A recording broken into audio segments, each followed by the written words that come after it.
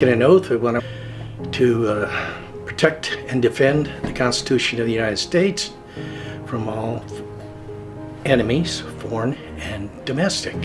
And what that meant was I was willing to give my life for my country, for the country, for the Constitution, and for the American people. I haven't lost that. Once that's in your blood, you realize that there are things more important than me. And I'm going to continue to fight for my Constitution and every bit of the Constitution, including Article 5. When I took the oath for the Air Force to defend the country and the Constitution, I took that as a lifetime oath. I'm serving as a civilian today to save the Constitution and the United States. That time in service meant a lot to me. Just realized that this constitutional solution was most likely the only answer that's left. I think this is the most important thing I've ever done in my life. That this is the lawful, peaceful, constitutional recourse to what they're upset about with our federal government. I strongly believe that our only way out of the situation we have right now is to give the power back to the people and back to the states. I got friends buried in Arlington and a lot of other places around this country. And what they died for wasn't just simply the foundation of the nation, but the preservation and maintenance of those freedoms. The only way we're going to save this republic, I believe, is to get about the process of the states regaining and recontrolling the federal government, because it is the states that created the federal government. It is the states that must control it.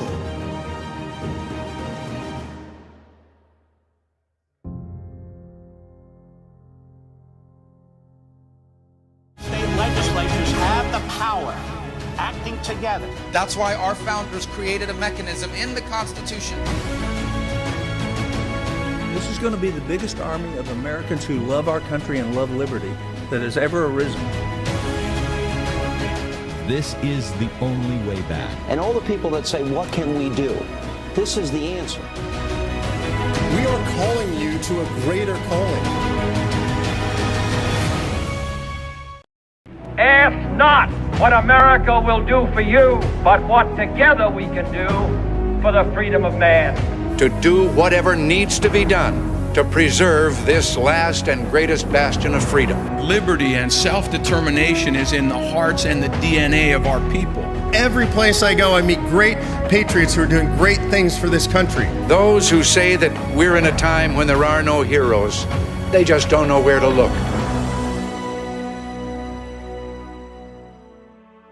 Born in Maryland, a little town named Cumberland, but I grew up in Pennsylvania, so my formative years, if you will, were all spent at Erie, Pennsylvania. Well, I met my wife at pilot training in Texas. We've been married 45 years. I flew a total of 70 missions over North Vietnam and another 37 over South Vietnam. Survived to come home to my wife and daughter, and later on we added a son to the family. The 2008 election convinced me that I really needed to understand my Constitution better, and I started by taking some courses on the Constitution. I said there's some things I would emphasize differently if I was designing this course. Put all of my energies then into building up the Constitution Leadership Initiative, the organization I founded. That's what I've been doing since 2012, is teaching the Constitution and teaching the principles that are found in it. We can see where $18 trillion worth of debt is going to go. It's going to go to 19 trillion and 20 trillion, and there is absolutely... I kind of fell into the Convention of the States project through happenstance, or providence, if you will. In 2014, I was invited by my friends to go to Richmond, Virginia, and lobby against some bills that would have had Virginia apply for a convention. So as we were leaving that day, I noticed a pamphlet that advertised a presentation by Michael Ferris to explain the Convention of the States project. He put forward some arguments that I had never encountered before. People like us, people that are frustrated with Washington, D.C., often say, well, they don't follow the Constitution anyway. Not true. They follow the wrong one. They're following the Constitution as interpreted by the Supreme Court, rather than the Constitution as written. This, taken out of my pocket, is a pocket Constitution. 4,000 words in the original document, 4,400 words, but here is the Constitution in force today. This is 3,000 pages of Supreme Court rulings showing what every ruling has done to the original words. Every page in this document means a grant of power to the federal government. This is the Constitution in operation today. Unless we make its wording crystal clear, we're going to continue to operate under this document forever and ever until the whole house of cards comes falling down. On the 15th of September, 2 days before they signed the document, the end of 4 long, hot months in Philadelphia, they were ready to go home. But George Mason noticed that Article 5 only had a single method for amending the Constitution. He said, wait a minute, what if Congress becomes an obstacle and refuses to put forward to the states needed amendments? He insisted, and it passed unanimously, that there be this second method of amending the Constitution. We want there to be a controlled convention, and that's where the specific instructions espoused by the Convention of States project come in. If you want term limits on Congress, if you want term limits on Supreme Court, only Convention of States give you that. If you want fiscal restraints on the federal government that go way beyond a balanced budget amendment, you get that in Convention of States. You have the right and the obligation to have that discussion for the American people. Are you guys with me?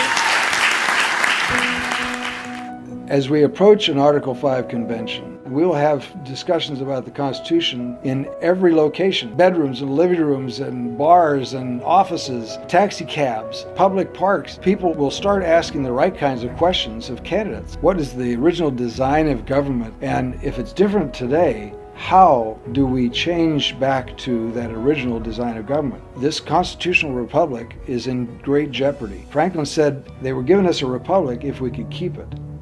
We have not done a very good job of keeping that republic, and we're about to lose it if we don't take some drastic steps. Looking for a hero, someone who cares about the future, not about themselves, but about the idea of America. We need a hero. Thank you, Mr. President. I'm a little confused.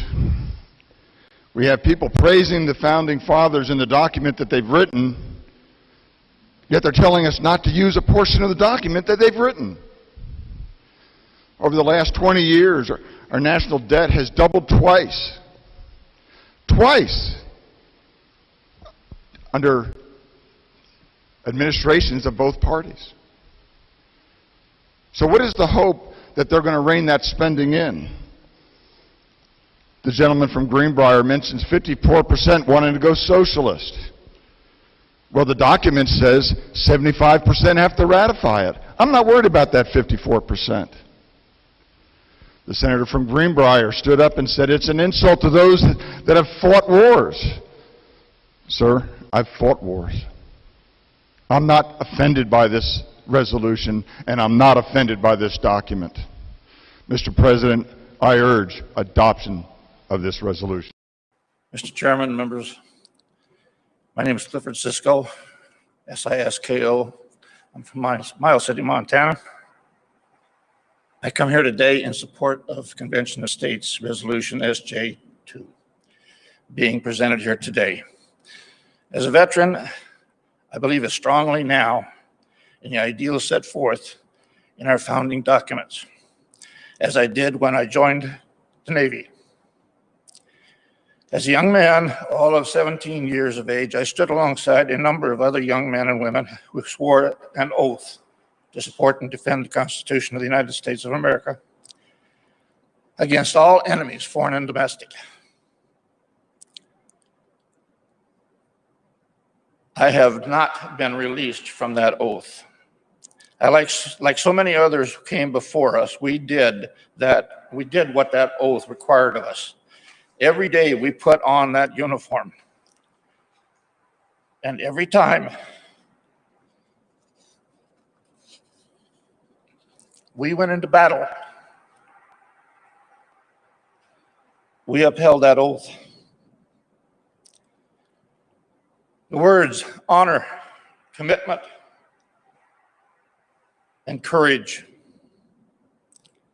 Those words have meaning and substance. They aren't just words thrown out like so much verbal gibberish. We acknowledge and live by those words. Every person who puts on and proudly wears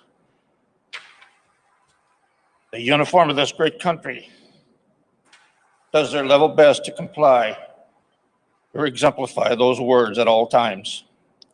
I feel I can't emphasize strongly enough those words: honor, courage, and commitment should mean as much and have the same impact on our elected officials, both state and federal, in upholding the oath they have taken as it did to all who have worn the uniform of this country. I took another similar oath when I became a life member of the Veterans of Foreign Wars of the United States. You will notice both of those oaths say, support the Constitution, not the government. Right now, I feel a domestic threat we face in this country is our federal government. And the only way to overcome that is to give the power back to the states through implementation of Article 5 Convention of States.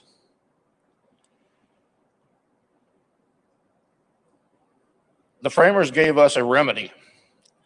If that administration or the Congress should abuse its power, that remedy is the second option of Article 5 of the Constitution of the United States. I believe we are beset by a federal legislature who has all but abdicated its power to the executive. This is easily seen in our bloated bureaucracies and expansive federal departments whose tentacles encroach on nearly every aspect of our lives.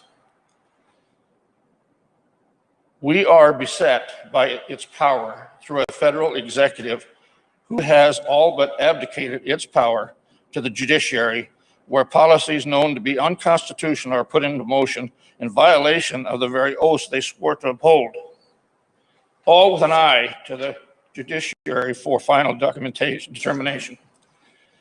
We are besieged, excuse me, by a judiciary that consists of unelected and unaccountable judges who all too often exceed the authority given them under Article 3, with the power to rewrite law or executive policy with a simple decision rooted less in constitutional principles and more in personal preferences, which effectively create an oligarchy. James Madison wrote in Federalist 47 that the accumulation of all powers, legislative, executive, and judiciary, in the same hands, whether the one, the few, or the many, and whether hereditary, self-appointed, or elective, may justly be pronounced, is the very definition of tyranny. I didn't serve our country to live under that yoke. Governments are instituted amongst men for the sole purpose of preserving the liberties of the governed. If Congress becomes a problem, who are we going to be able to go to for redress of grievances? The five framers gave us this tool to use to maintain the precepts and rules enshrined in that beautiful document. If you believe in the Constitution, you must believe in all of it. It is for this reason that I am willing to stand shoulder to shoulder with all of you as you fight to use the Constitution, to save the Constitution, to bring the federal Leviathan to heal and to return the power back to the states and to we the people. This ship we all call the United States is listing at 45 degrees. And any further, she founders. Let's do what we need to do to right this ship before we sink. One of the issues commonly used is the fear factor of having an Article 5 convention. If you have ever been in combat, you're very familiar with the fear factor, but you're also very familiar with the fierce pride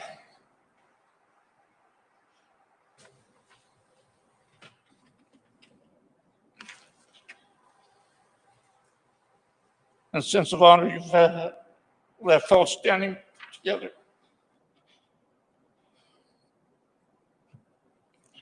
with your fellow members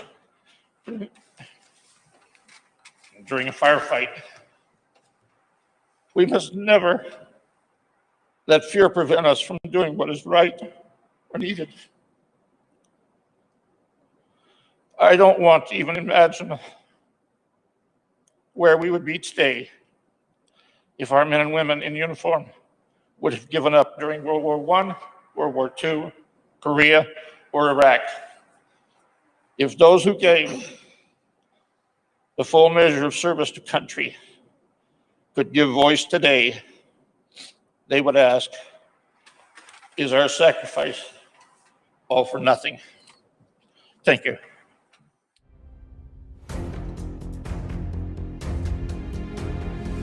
I'm here live in Philadelphia at the Tomb of the Unknown Soldier. When you hear the phrase lives, fortunes, and sacred honor, these are the folks we should think of, those who anonymously gave their lives. Well, today you have a chance to volunteer. You need to volunteer for conventionofstates.com, the movement that's going to save the country. These folks are willing to step up and give everything. We need you to give just a little bit. Go to conventionofstates.com and volunteer today.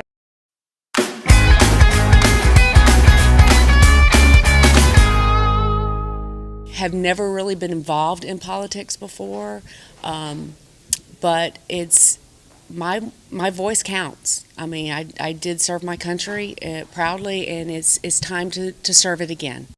That oath is for life, and the thing that I really want to see in politics is our veterans being recognized again and taken care of, because what is going on in our country, especially with our veterans, it's not right. It's sad. Yeah. They were willing to give their lives, their bodies, their families. They sacrificed it all, and our country owes them.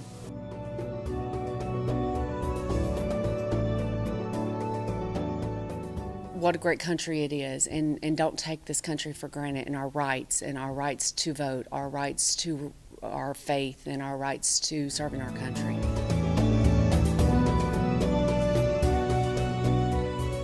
Sign the petition at cosaction.com and get as many of your friends and family to do the same. With your full address, your state legislators will know that you really are their constituents in their district. Our success depends on you, so we're inviting you to be part of history. Let's invoke the constitutional solution that's as big as the...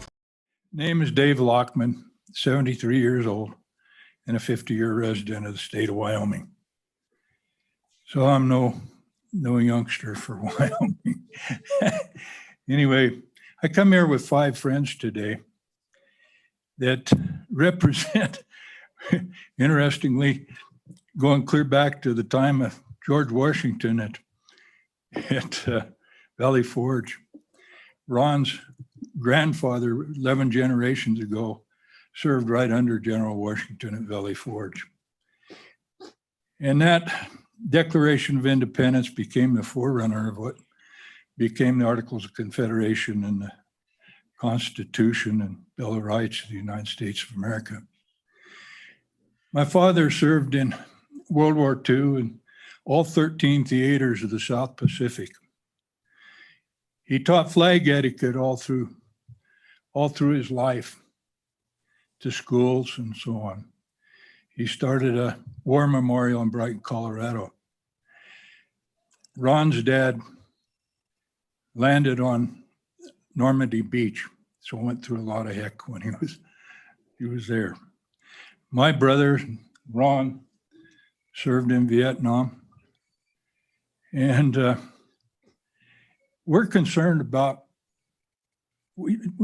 our families spent a lot of their lives and families defending our Constitution. And we're very concerned, all of us, about the future of our Constitution based on what's happening today in Washington, D.C. We have a lot of coffee time together. I and my friends talking about this in the mornings, the ones that are retired anyway. I just retired a couple of years ago.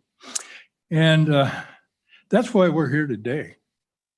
It's been befuddling to me after getting more involved with with the good people that are concerned about this convention of states that Wyoming hasn't got right in the forefront of it. We don't have many tools left, the way we look at it, to preserve our republic and the Constitution and Bill of Rights. And so we'd appreciate anything you could do to help us along them lines,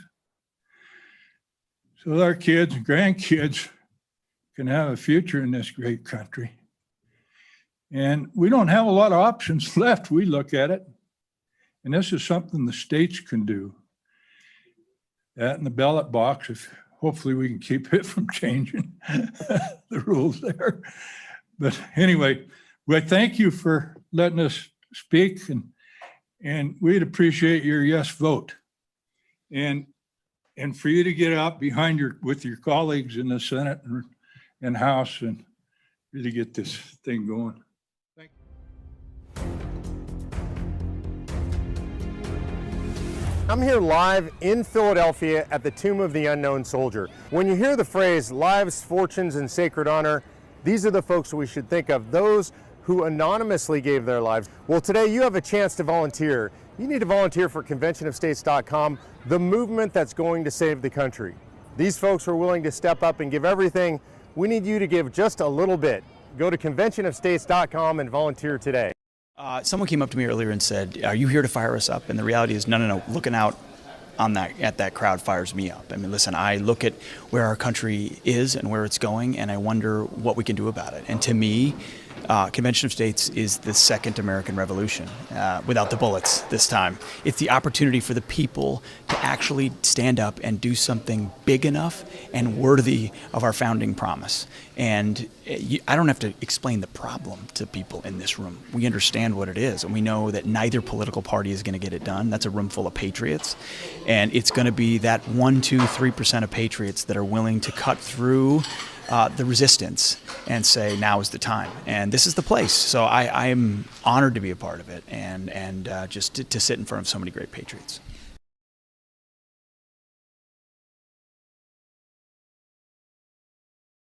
Well, it's an extension of service, A, and B, to the country and to the Constitution, to the oath that they made. You come back and it's hard to find a place of the same size and scope where you feel like you can have an impact for your country and for the Constitution specifically.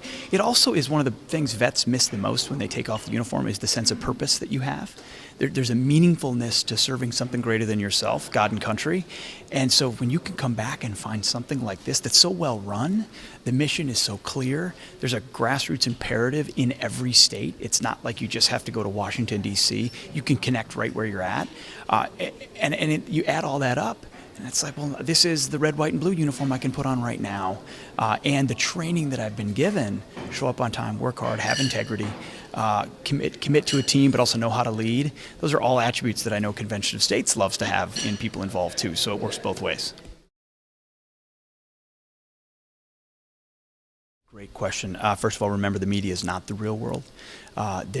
Most people in media have no connection to or even understanding of Middle America or the folks in this room, hardworking folks who work every day, commit to their families, and then believe in this country unapologetically. They just don't get it, right? They went to the elite schools and have all the elite clubs, and they talk to each other, and they're baptized in the wokeness of their leftism. It just is who they are. Journalism schools produce leftists, and then they go out and produce news. And fake news is not just what they tell you; it's also what they don't tell you. So they don't tell you about Convention of States until they see it as a big enough threat, and then they tell you what an evil thing it is. So your job is to build the relationships with the legislators who you can have honest conversations with, who went into office for the right reasons, but sometimes don't have the courage to actually just do what they were sent there to do, which is ultimately serve their community, but also they did it because they love the country as well. So the media is going to do what it wants to do, and it's going to yell and scream about certain things. But I do think there are local reporters in local places who are still honest journalists and committed to the craft of the media. And you can approach them and build a relationship with them and see if they're willing to write something honestly. Otherwise, if you come to New York City, which is the hub of media, there's only one square block of sanity, and it's the Fox News channel. So you can come visit us and see the one spot where this might even, I mean, a guy like Mark Levin, there's nobody better on this topic. And talk to Judge Andrew Napolitano, who's a friend of mine. He's been an endorser of Convention of States. I mean, people who look at the Constitution seriously, who take that oath, and there's a lot of them at Fox, but there's a lot of things to cover too. So getting people focused on the issue can be a challenge. But when people vector in and look at Convention of States and then understand it, it's hard for them not to support it. And that's part of what my job is too.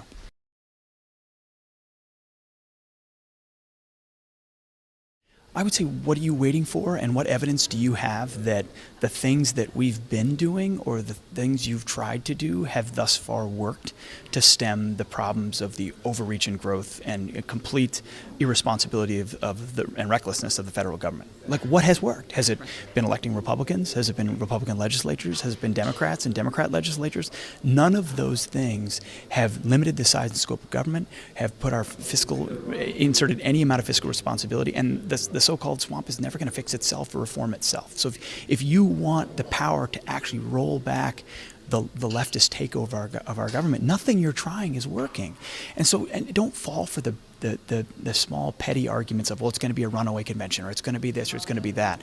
There are so many checks once you understand this into what they're sent there to do, what they can do there once they get there, what happens if something goes awry, and then the states have a check once again, that it is the opposite of reckless. It's in fact an imperative for patriots to say, I will. It's not even a roll of the dice. It's a duty to and this is where I think you have to rewind and put yourself in the shoes of the men and women in the 1775 and 76 and that era. They had no sense that what they were embarking on would be successful. I mean, they had faith in God, and they had faith in rights that He endowed on them, and that was something righteous and worthy of fighting for. But taking on the most powerful empire in the world was like the worst idea ever, except they knew that their cause was right. And ultimately, through that righteousness, they were given an opportunity to succeed. And I think in this case, I don't know what the world's going to look like in 2025, but I sure as heck ain't going to wake up saying, well, I'm still working just on the 3% cut on it's like that. That's not going to get it done, folks. So if you're willing to be a bold person of the moment, this is where you're going to be. Go to conventionofstates.com, press the button, sign the petition. More importantly, get 10 of your friends to do the same. When you sign the petition, then that sends a letter to your state legislator. You go on the list in their district as a supporter. We deliver those lists to the state legislators. It means something.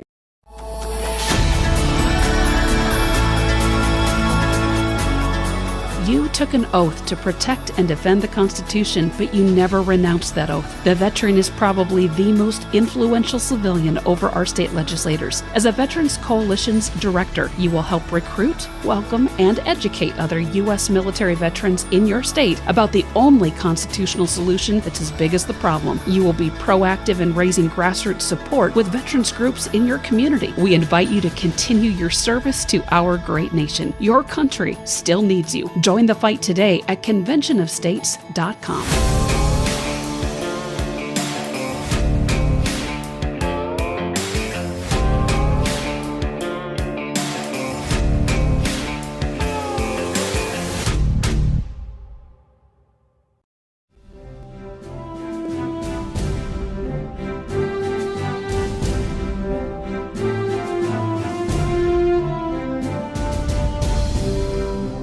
Only check the states have on the creation that they made called the federal government is Article 5.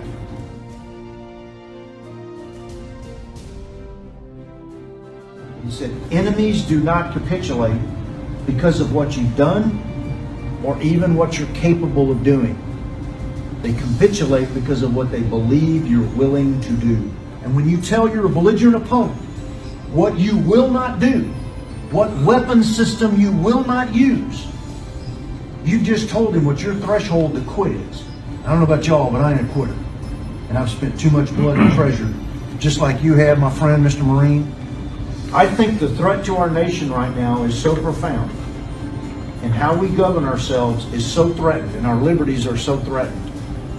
This is the only recourse to save us from going over the cliff.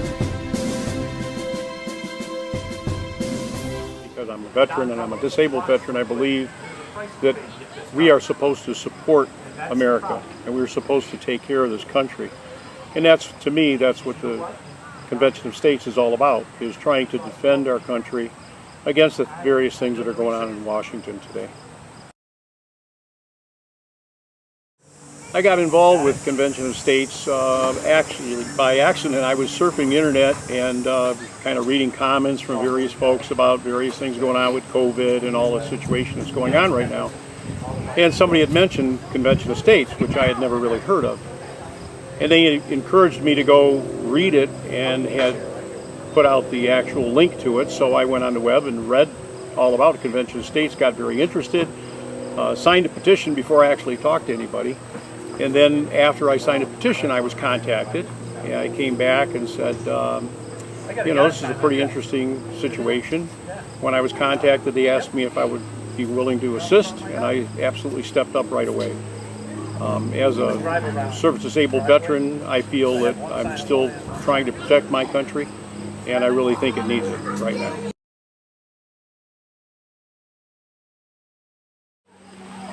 My biggest frustration with Washington, D.C. is just all of this infighting, constantly fighting. Nobody wants to sit down and negotiate and figure things out, and every time they pass a bill, it might be a bill for something minor, $500,000 thing, which of course to some people doesn't sound minor, but to Washington that is. But by the time that bill goes through, it comes out at $2 million, and it's got all of this pork added on, etc., which I think is not necessary. I think what we need to do is we really need to look at things. We need to live within a budget. We need to have term limits so that people won't be there forever. We need new ideas. We need to make our country better, always better. I understand there's 15 states already that are ratified. Michigan would be the 16th state. I'd love to see that happen. I really want to support my grandchildren and make sure that they're taken care of in the future. And I feel that the way things are going right now with the money being spent and basically like water, it's just flowing and flowing. My grandchildren are going to be paying, my great-grandchildren will pay, and etc. And I don't want that. I really want to get control of America, start paying off our debts instead of incurring more costs constantly, and control our budget and make sure that we live within that budget. First, of course, they should sign a petition, hopefully make a small donation to help us out, because we do need a lot of materials to help pay for it, etc. But then, beyond that, talk to your friends, your family, your neighbors. Promote this activity. Get people to understand what it's all about and realize that they can fix Washington. I think a lot of people are so frustrated they feel that it'll never get fixed. But it's up to us. It's up to us as Americans to do that. My name is James Burrow. I have been many things to many people in my lifetime. I'm a steam fitter and a proud union tradesman. I am an alumnus of both a four-year college and the Wisconsin technical school system. I am a husband, a father, a son, a brother, a student, and a teacher. One of the things I am most proud of, though, is my time as a soldier. For nearly 22 years, I have served our nation on active duty, as well as in the Wisconsin National Guard and Army Reserve, with the last 12 years of my service as a drill sergeant. I have trained hundreds, if not thousands, of young men and women. They look to my peers and I to teach, coach, and mentor them to be tomorrow's warriors and leaders. They know us by our iconic hats and our badge with the words, "This will defend." When they enlist, they swear an oath to support and defend the Constitution of the United States, all enemies, foreign and domestic, and that we will bear true faith and allegiance to the same. I have always implored my soldiers to read and understand the Constitution. After all, they have sworn to uphold it. When soldiers retire, are discharged, or otherwise complete their service, they are never absolved of this oath. I am here today to uphold that oath, to uphold the Constitution by insisting that Wisconsin proclaim that the abuses perpetrated by our federal government will no longer be tolerated. to join with the 15 other states in calling for a convention of states, to remind the federal government that it is we the people from which their powers are granted, not vice versa. When our founders wrote the Constitution, they came together as statesmen, leaving behind their farms, their businesses, their trades. They could scarce imagine that anyone would be able to, let alone want to, make a career out of politics. We now have politicians that have decades in office, far removed from their constituencies. They appear less concerned with representing and more concerned with politicking, using their positions for personal gain and profit by peddling influence without recourse, by doling out mega-sized omnibus and relief bills that are literally giving away the wealth of our nation without coming close to balancing the federal budget. Of course, it is not all of them, but it is enough of them. And it is time for them to make way for those that would better represent their people's interests. The opening statement of the U.S. Constitution states, "We, the people of the United States, in order to form a more perfect union." A more perfect union. Our founding fathers were not so vain as to think that they had perfected government. They left us room to refine and to continually strive towards excellence. They recognized that they were all fallible, but from the laborious task of arguing merits and faults, produced a document unlike anything the world had ever seen. It is up to us to safeguard it. It is up to us to say, our Constitution will defend it. Our nation will defend. Our people will defend. This is our line in the sand, and this we will defend. Thank you.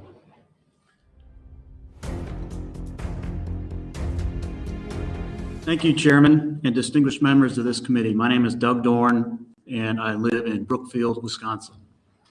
I'm here to speak in favor of SJR 8, and I am representing myself here today as a concerned husband, father, United States citizen, Army veteran, son of a veteran, and a taxpayer. A portion of the money I earn every day enables my local, state, and federal government to function. Millions like me fund the greatest nation this world has ever seen. After years of watching people speak boldly on the campaign trail and act weakly once they take office, I search for a way to truly affect the positive change I believe our nation needs. I stumbled across an organization called Convention of States. Through them, I learned about the power of Article 5 of the U.S. Constitution. Article 5 gives American citizens the power to directly influence the future of our great nation. Of the people, by the people, for the people. Article 5 is what our nation needs now. Our federal government is out of control in many ways and so overgrown, I'm not sure our founders would recognize it. One of the topics of the Convention of States is to address is the overreach of the federal government. And here are two of the most egregious examples, in my opinion. The healthcare known as Obamacare, Common Core.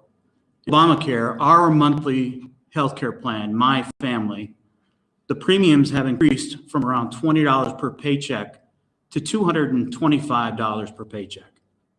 Our annual deductibles have increased from around $200 per year to $6,000 per person and $13,000 per family. While the prices go up, the quality of service has gone down and we are waiting longer for appointments. This government overreach is little more than redistribution of wealth. In terms of Common Core has removed classic literature from classrooms and replaced it with diversity, equity, and inclusion dogma. Sophisticated writing by world-class authors and elevated, interesting vocabulary disappeared, replaced by colloquial, dumbed-down language that elevates no one's thinking and repeats the same tired, politically correct dogma in book after book. Common Core also dumbed down math while making it less fun to learn or teach. Math facts are now not as important as flexible thinking. Diverse math strategies become the focus, such as 5 different ways to do multiplication and long division. This complicates problem solving and confuses kids by focusing on choosing the strategy that is right for you, rather than solving problems simply, accurately, and consistently. The right answer is not as important as having choices in how to arrive at an answer. The Chinese, Japanese, South Koreans, and other nations are leaps and bounds ahead of us in math excellence, both in teaching strategy and in sophisticated student outcomes. A convention of states is a convention. It's a meeting. It is not a constitutional convention. It is simply a convention or a meeting of the state representatives.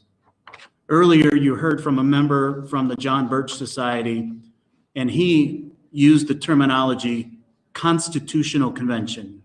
That's not what a convention of states is. It's just a meeting of state representatives. And the people that oppose convention of states like to use this constitutional convention language to muddy the waters and stoke fear. So I urge you to vote yes for SJR 8. Please, this really is the only viable solution. Just watching people go to Washington, D.C. and nothing changes. The Article 5 in the U.S. Constitution was put in it for a specific reason. Thank you very much for your time, and thank you for considering this. Thank you very much. Senator Baldarchi, Representative Matlack, and the members of the State and Local Government Committee. Good morning, or excuse me, good afternoon now. Been a long morning. My name is David Simmons. I'm a resident of Bangor, and I am here in strong support of HB 467, and I thank you for that opportunity. Why am I so passionate about the Constitution? In February of 1975, as a high school senior, I raised my right hand and enlisted in the United States Army. I swore an oath to my God and before my peers that I would support and defend the Constitution of the United States against all enemies, foreign and domestic. I wasn't asked to defend its borders. That was understood. I wasn't asked to defend a particular ethnicity, though all would be shielded. I was asked to defend an idea, a concept. That idea, unlike other nations, is passed down from generation to generation. We teach it to our children. We try to impress upon them the gift that we have. This idea, this gift, this blessing is liberty through self-governance. When I swore that oath, it was a covenant oath, which one gives his entire being into a family bond tighter than any contract. I served in the United States Army for 42 years. Today, 4 years since my retirement, that oath is still in effect, still just as strong, and still in my blood. I take this very seriously. Today, our federal government is out of control. It has become an enormous bureaucracy. It spends way too much and is intent on encroaching into our day-to-day lives through regulation and other controls. Thomas Jefferson once said, as government grows, liberty decreases. There is no indication that Washington wants to or is capable of repairing these problems. But I don't believe that this is a people problem in Washington. I don't agree with the majority of politicians or bureaucrats in Washington, but I want to believe that they are doing their best. I see it as a structural problem within the government. The founders knew man's nature, his and her ambition. They knew the dangers of majority faction. They structured our Constitution to limit the effects of these failings. They gave us the separation of powers, legislative balances and checks, an independent judiciary, and representative legislatures. In recent years, these structures have been ignored, bent, broken, and only observed when they're working when it was to their benefit. The different branches of government are provided various powers through the consent of the governed. A government protects the life and property of its citizens. It must control the passions of its citizens and also must control its own passions. The way this is done is through legislation by reason and deliberation, providing a filter for the passions of our nation. The founders knew that there would be a need to adjust various parts of the Constitution in the future due to the discoveries of inefficiencies in its working. But a Constitution by its very nature is supposed to be solid, concrete, to stand the test of time. So they understood that there would have to be a way of adjustments. So the U.S. Constitution's Article 5 gives we the people the charge to apply through state legislatures for the establishment of a convention of states for the purpose of proposing amendments. The founders, in their joint wisdom, wanted the amendment process to be difficult, but not impossible. Notice also that there's no test given for this. You don't have to come up with specifics why you want to have a convention of states. When the convention of states is convened and the various committees deliver through deliberation, proposed amendments centered on the three areas of our resolution: limiting the federal government, fiscal restraints, Maine has a balanced budget, its power and jurisdiction. I'm sure that some of you must have had some people come up to you from time to time and talk about their problem with regulatory controls, too many regulations. And 3, term limits for officials and members of Congress, and has already been mentioned. We have those term limits. After the proposed amendments are debated, changed if need be, and then voted on and accepted, our representative democracy will not have changed. The Bill of Rights will still be there. The making of legislation and adjudicating laws or execution of them will remain unchanged. All that will have changed is that those that consent to be governed will have strengthened the existing structure of the U.S. Constitution of our government by minimizing individual and group ambition. This will return much needed power to the states, where most of the domestic power should be exercised, and give the states its proper place in our federal form of government, exerting some balance to Washington. We must make the United States of America plural again. Senator Baldarci, Representative Matlick, and members of the state and local government, I thank you for your time and the opportunity to speak. I ask that you consider the problems in Washington, the necessity of HB 467, and give it your support by voting on it to pass. Thank you. I'm just looking forward to networking with all the like-minded people, patriots that are doing really God's work to try to save our country. You know, I spent 26 years in the military. I understand what it means to be supportive and defend the Constitution, and you know, I don't want our country to turn into a socialist country. So probably like most people, as Mark Beckler always says, I first heard about it through Mark Levin and knowing that he was coming out with his book. And then it was like 2014, 2015, I started looking for COS online, see what was going on, and found it, and got in touch with the state director, Mark White, who, you know, we were the first 2 on board for Convention of States in Hawaii, and, you know, it's been a slog ever since. I remember Mark Levin at the 2019 one, always a powerful speaker. I really follow him a lot, and I like Steve Dace. Him coming out in support of Convention of States now. I've listened to him for quite a while, and I like his message and understanding of what we need to do. But all the speakers are going to be great. You know, they're speaking our language. If you need to get involved, if you want to make sure our country is safe for your children, grandchildren, great-grandchildren, and that they don't end up in a state or a country that's socialist, government-run, statist, whatever the terminology, you need to get involved. Because as Mark Levin once said, you know, our generation is going to leave the next generation less off than we were left from our parents and grandparents. So it's very important to get back to our roots of the country and make sure that we continue to be that shining light on the hill for other people to come in. It's in the United States Marine Corps from 65 to 69, in Vietnam 66 and 67. During our working careers, my wife and I bought and paid off a dairy farm in Schellsburg. In retirement, rental from that farm was to help supplement our income. Then County Road W needed to be replaced. The state needed federal money. To comply with the strings attached to that federal money, I had to surrender several acres to the state.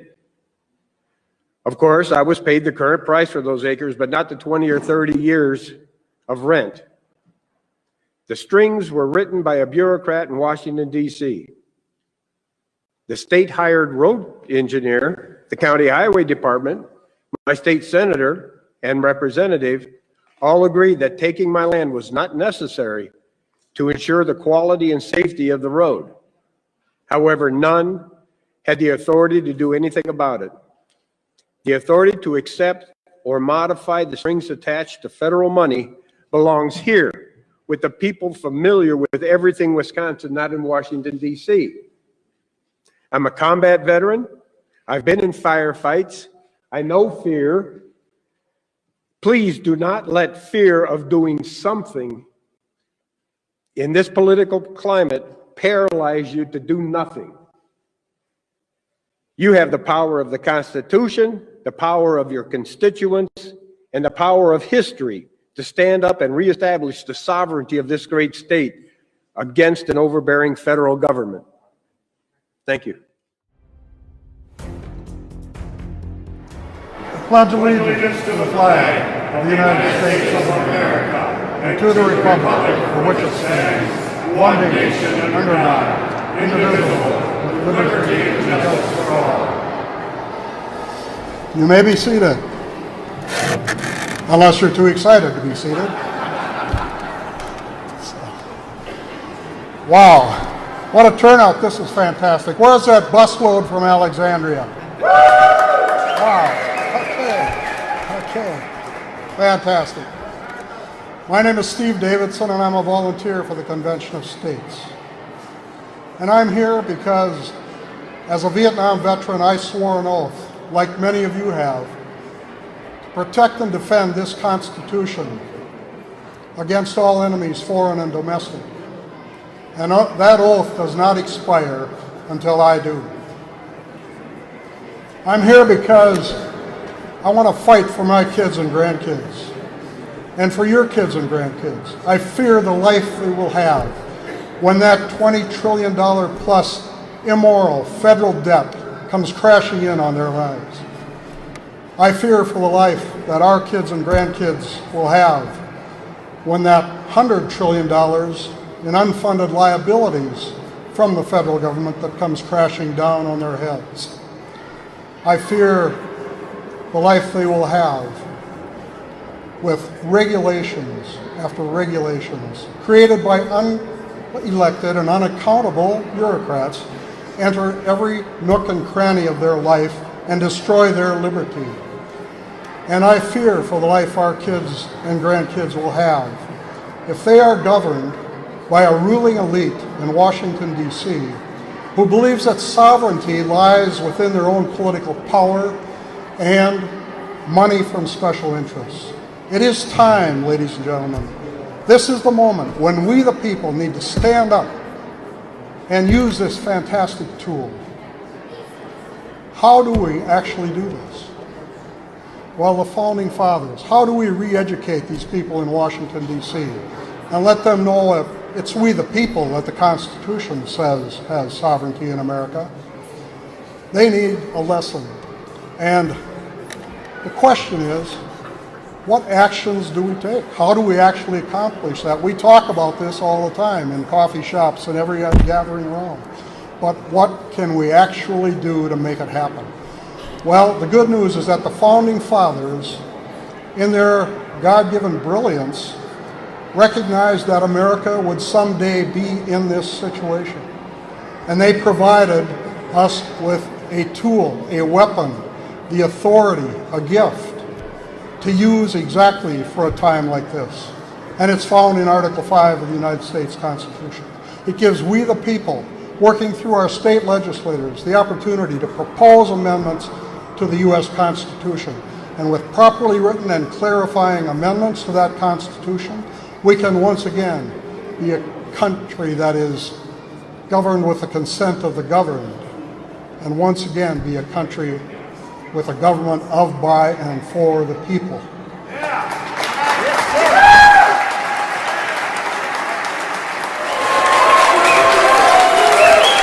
Thank you. Thank you so very much, Mark, and it's a pleasure and an honor to be here with you all in the Mississippi State Capitol with these incredible state representatives and state senators that have come together to talk about something that's so important for the future and the legacy of this constitutional republic.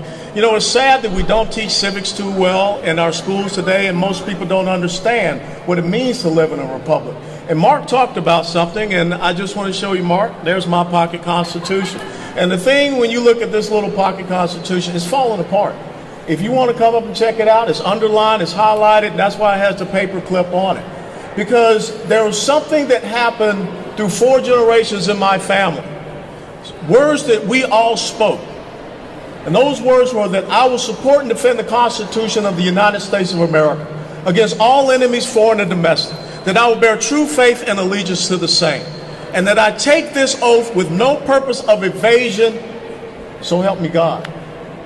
My father said those words as he went off to fight in World War II. My older brother said those words as he went off as a Marine infantryman to fight in Vietnam. On 31 July 1982, I had the privilege and the honor to say those words. And my nephew, who is currently serving in the United States Army as a major, as a paratrooper, as an artillery officer like his dumb old uncle, he said those words as well. And so that's why I'm here in Mississippi. Because what we're talking about is just doing that which we say we take an oath to each and every day. What we're talking about is the thing that binds us together, our rule of law, our Constitution. And when you think about the incredible intellect and prescience of the founding fathers, as they wrote Article 1, 2, and 3, and 4, to think about, as Mark said, how do we keep this thing called the federal government within the constraints that we have written here in this document? He said, this is why we need the Article 5. The Article 5 means that the enumerated powers that are not specifically to the federal government, as it says in Amendments 9 and 10 of the Bill of Rights, they go to the people. They go to the states. But having served up there in Washington, D.C. on Capitol Hill, I will tell you that the last thing that many representatives and senators up there on that Capitol Hill think about is each and every one of you. If we don't get this federal government to understand that the power in the United States of America, in this republic, under the understanding of a system called federalism, is with the states and with the people, then we will lose this great republic.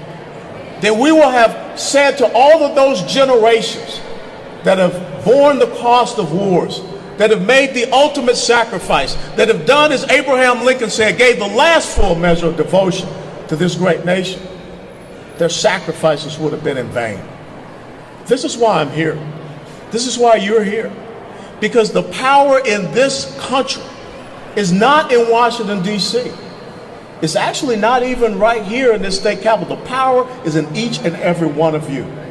And here's the opportunity for you to choose who you shall empower to govern you, not rule over you. When I look at the fiscal situation here in the United States of America, it's very simple. 49 out of 50 states in the United States of America must balance their budgets. That's why these representatives and these senators are here in this state, and that's what their number one focus is to make sure they're balancing that budget. But if you go a few hundred miles north and east of here, there's a federal government that does not have to balance their budget. There's a federal government that does not want to balance their budget. There's a federal government that continues to push more unfunded mandates and liabilities down on the state, which affects each and every one of you in your walk in life. Because they have to balance this budget. They have to meet the financial needs of this state. You have to exercise your power. You have to make sure that you say to all of those men and women that have stood on freedom's ramparts that our Constitution is still relevant, that our Constitution is still important, that our Constitution is still the rule of law in the United States of America. And those people that don't want to adhere to the Constitution, those people that don't want to do, what is right, then they need to be called out. Because there are too many young men and young women that are still to the day taking that oath to support and defend the Constitution of the greatest nation that the world has ever known. And we need to back them and show them that we appreciate their service and sacrifice. Historically, a lot of people, as Mark said, they want to talk about, well, this is something where we're going to undermine the Constitution. This is not a constitutional convention. This is not what they did after the Articles of Confederation. This is an opportunity for you, we the people, through your state legislatures, to exert your voice, to exert your power, so that we can get the balance right in the United States of America. Because the balance is supposed to be with our states. Too many people make the mistake of saying the United States of America. It's not correct. It's these United States of America. Because that's what the founders wanted to have. The power in our states, because that's where the people are. Your challenge is to go in and, as Mark said, with humility in your heart and a cordial voice, inspire these elected officials to do what's right. Inspire them to stand up for the Constitution. Inspire them to make sure that we pass on a better America to the subsequent generations, which is what this country has always been about. In 240, almost 3 years, we have passed on something greater. And let me close by saying this. Before there was an America, in June of 1775, there was an army. Before there was an America, in October of 1775, there was a Navy. Before there was an America, in November of 1775, there was a United States Marine Corps. Now, the Army let the Air Force go off and, play their own game, and we used to call them the Army Air Corps, but God bless them anyhow. But the point is this. America is not just some geographic piece of land. It's an ideal. It's something that we knew had to be defended before we put it on paper. That is what you are called to do. Defend this ideal of liberty, of freedom, of democracy, of individual and state sovereignty and federalism. May God bless the great state of Mississippi. May God bless you all, and may God bless these United States of America. Thank you. Talk to the vets that are out there. When you came into the military, and sometimes when you went to another grade, were promoted, you basically rose your hand and said, I swear or affirm that I will support the Constitution of the United States against all enemies, foreign and domestic. So help me God. Well, our Constitution has gone through a lot in the past 100 years. The individual rights of states and the individuals in states are being overwhelmed by a federal government that has overreached its authority.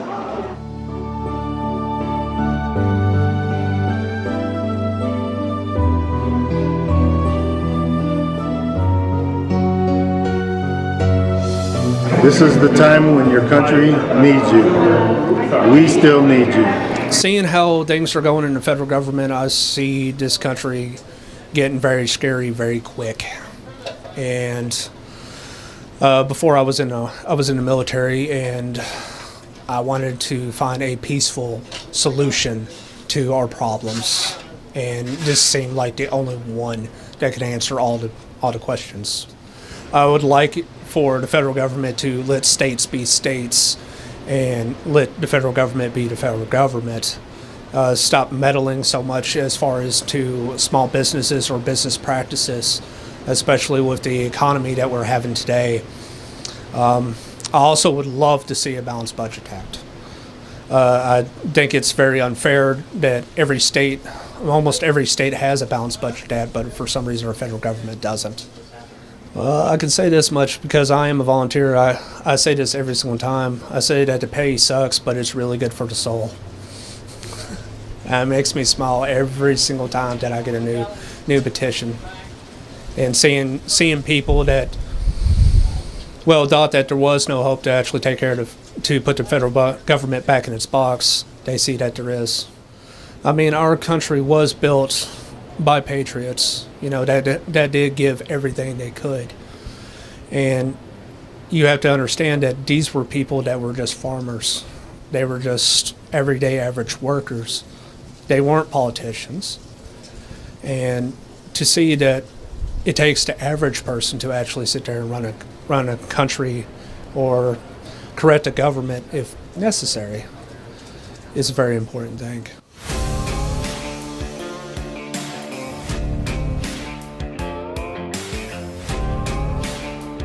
I'm retired military, and military people, you've heard it before, but it's true. We take an oath to defend the Constitution with our lives if needed. And, that oath doesn't expire just because we hang up the uniform and go do something else. And so all my life I'd listened to conservative radio and television hosts, but never heard about what to do about all these problems our country faced until I heard about Convention of States. And there it was. Boom, hit me right there. There's something I can actually do, even in Hawaii, of all places. And so it just hit me like a bug, and I've never looked back. Well, it becomes all-encompassing, really. It started out sort of part-time for me because I have other things that I do, but it's really a full-time job, even as a volunteer. And it's just the camaraderie, the fact that I am doing something to save my country for the future.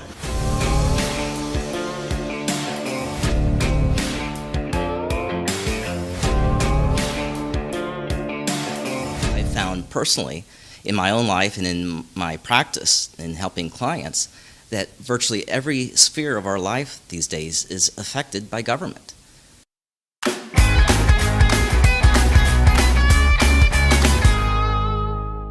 And I did take an oath to defend the Constitution of the United States, and I will continue to have that commitment for my whole life. It did partially motivate me to join the Convention of States organization. A few years ago, I was upset with the outcome of an election, several elections, and I just decided it wasn't enough to just vote, and I needed to take a more active role in the country.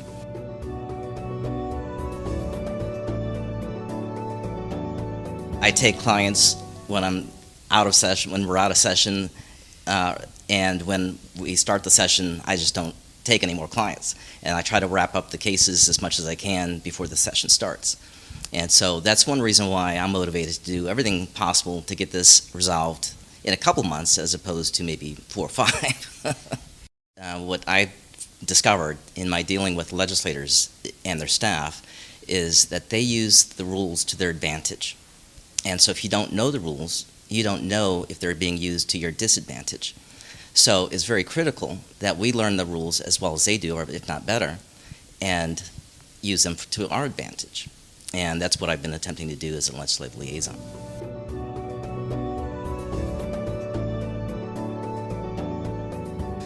And it's a very relatively small percentage of the population that actually affects change. And so that the more of the movers and shakers in society that we contact and attract to our organization, the more we build up the grassroots, the more of an effect we're going to have. And the legislators respond to those who are active and how the depth of their interest in this issue. It isn't always the numbers, but also the depth of interest that they have. And I think that's what this organization has been successful in doing, is attracting individuals who are motivated to make a change and to invest their time and effort to make that happen.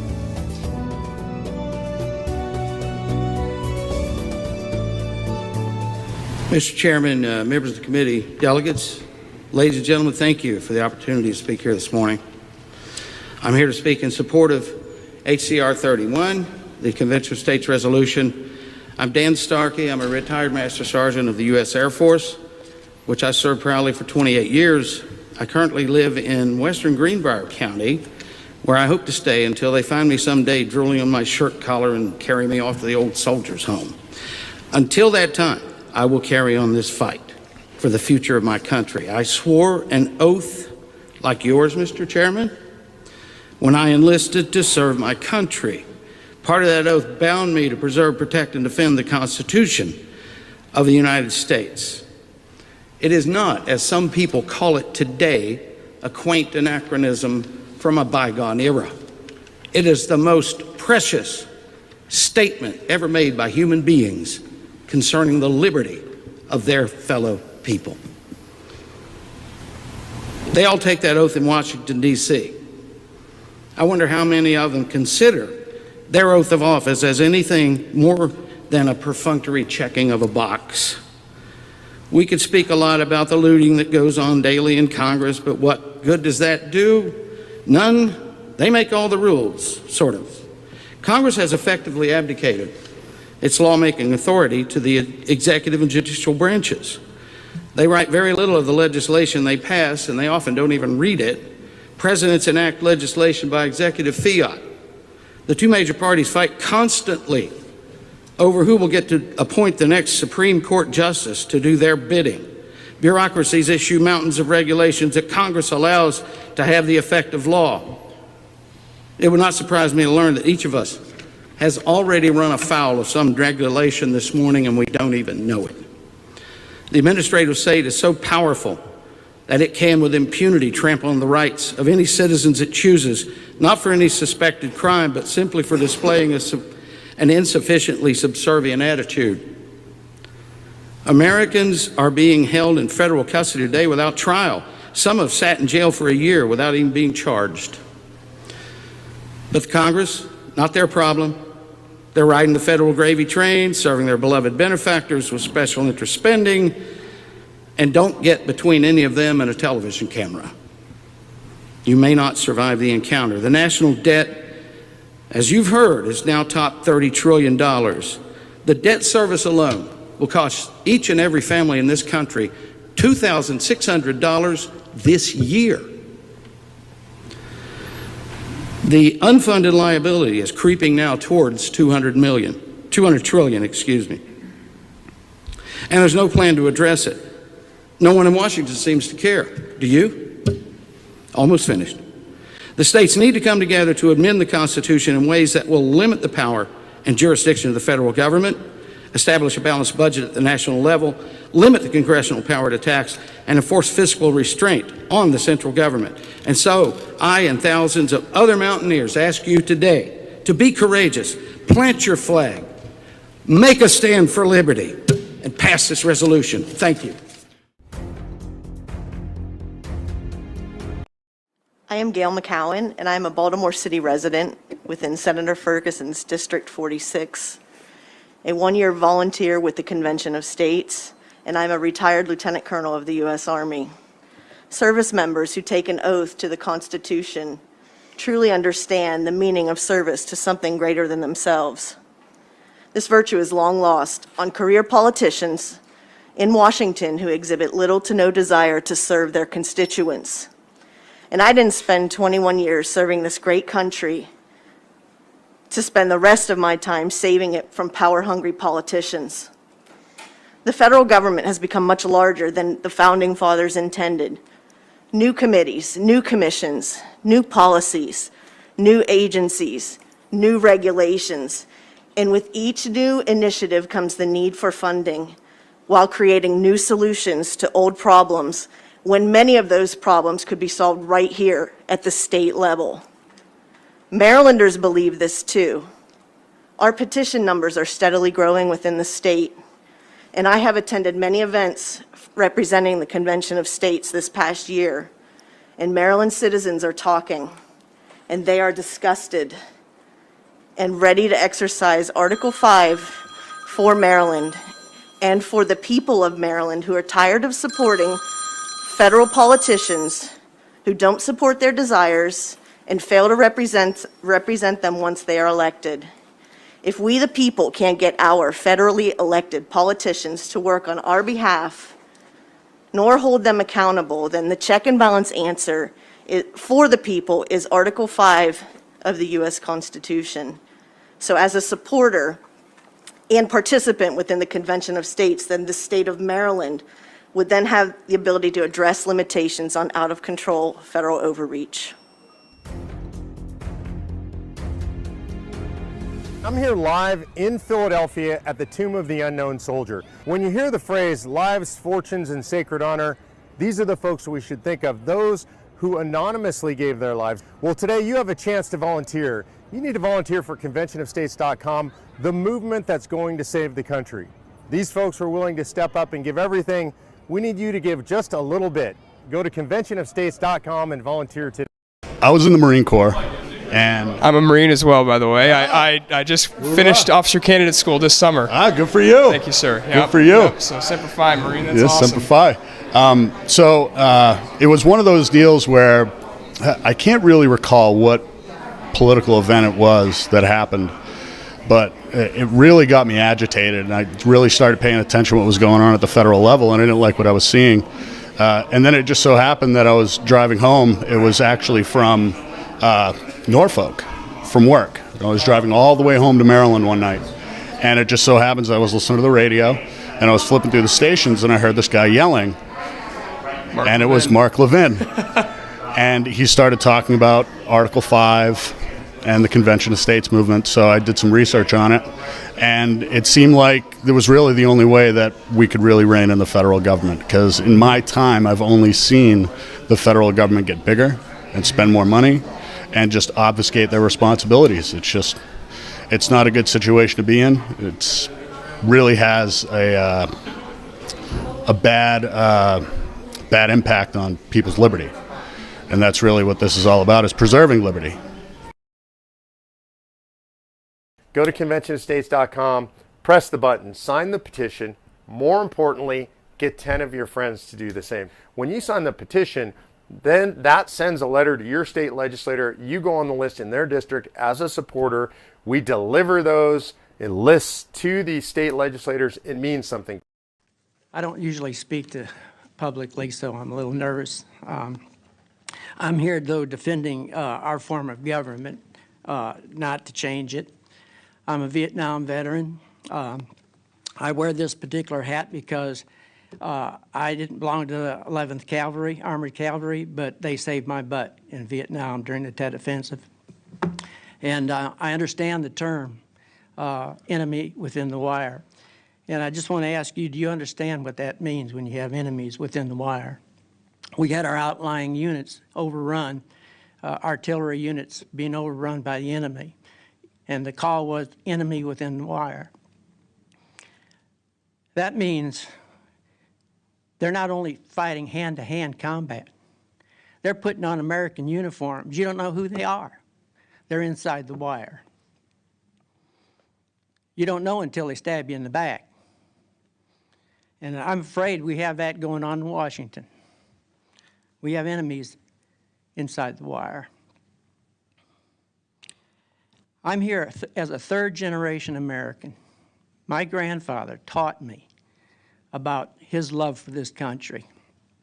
He left Slovakia, right next to the Ukraine. He came over as a teenager, and he put an American flag in his front yard, and it never came down except at dusk, and in the morning it went back up again. He did that his whole life. He taught me those values. He passed them on to my dad. He says, you're not going to speak Slovakian in my house.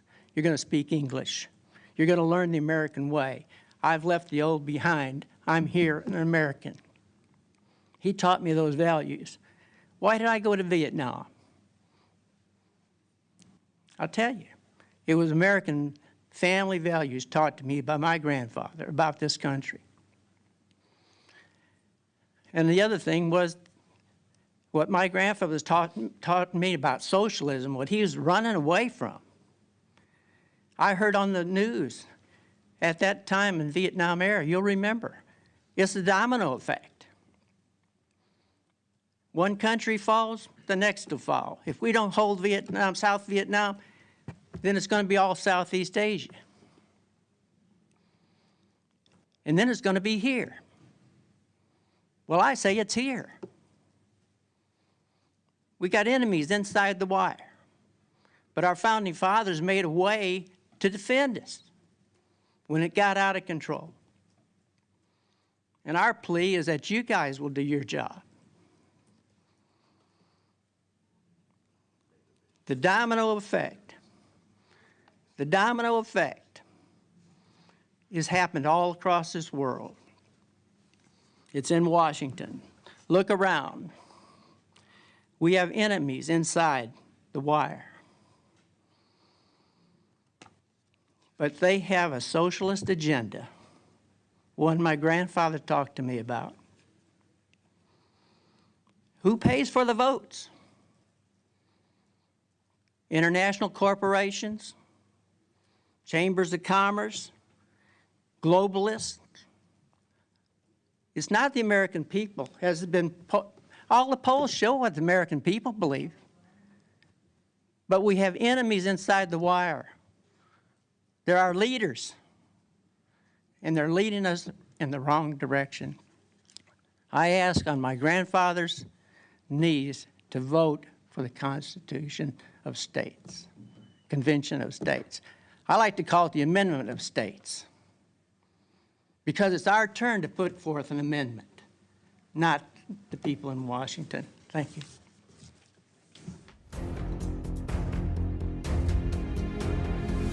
I'm here live in Philadelphia at the Tomb of the Unknown Soldier. When you hear the phrase lives, fortunes, and sacred honor, these are the folks we should think of, those who anonymously gave their lives. Well, today you have a chance to volunteer. You need to volunteer for conventionofstates.com, the movement that's going to save the country. These folks were willing to step up and give everything. We need you to give just a little bit. Go to conventionofstates.com and volunteer today. Thank you, Mr. Chairman. Dustin France, United States Marine Corps Corporal, medically discharged under honorable circumstances. Ladies and gentlemen, the perpetuity of this great union is in jeopardy, owing to the many and sundry various usurpations impinging from the head of our government. It is not without grave consideration that we take unto discovery the medicine that is of equal and relevant force to the sickness. By our common bond, evidencing so great a cause, we are adjured to rein in the head of our republic.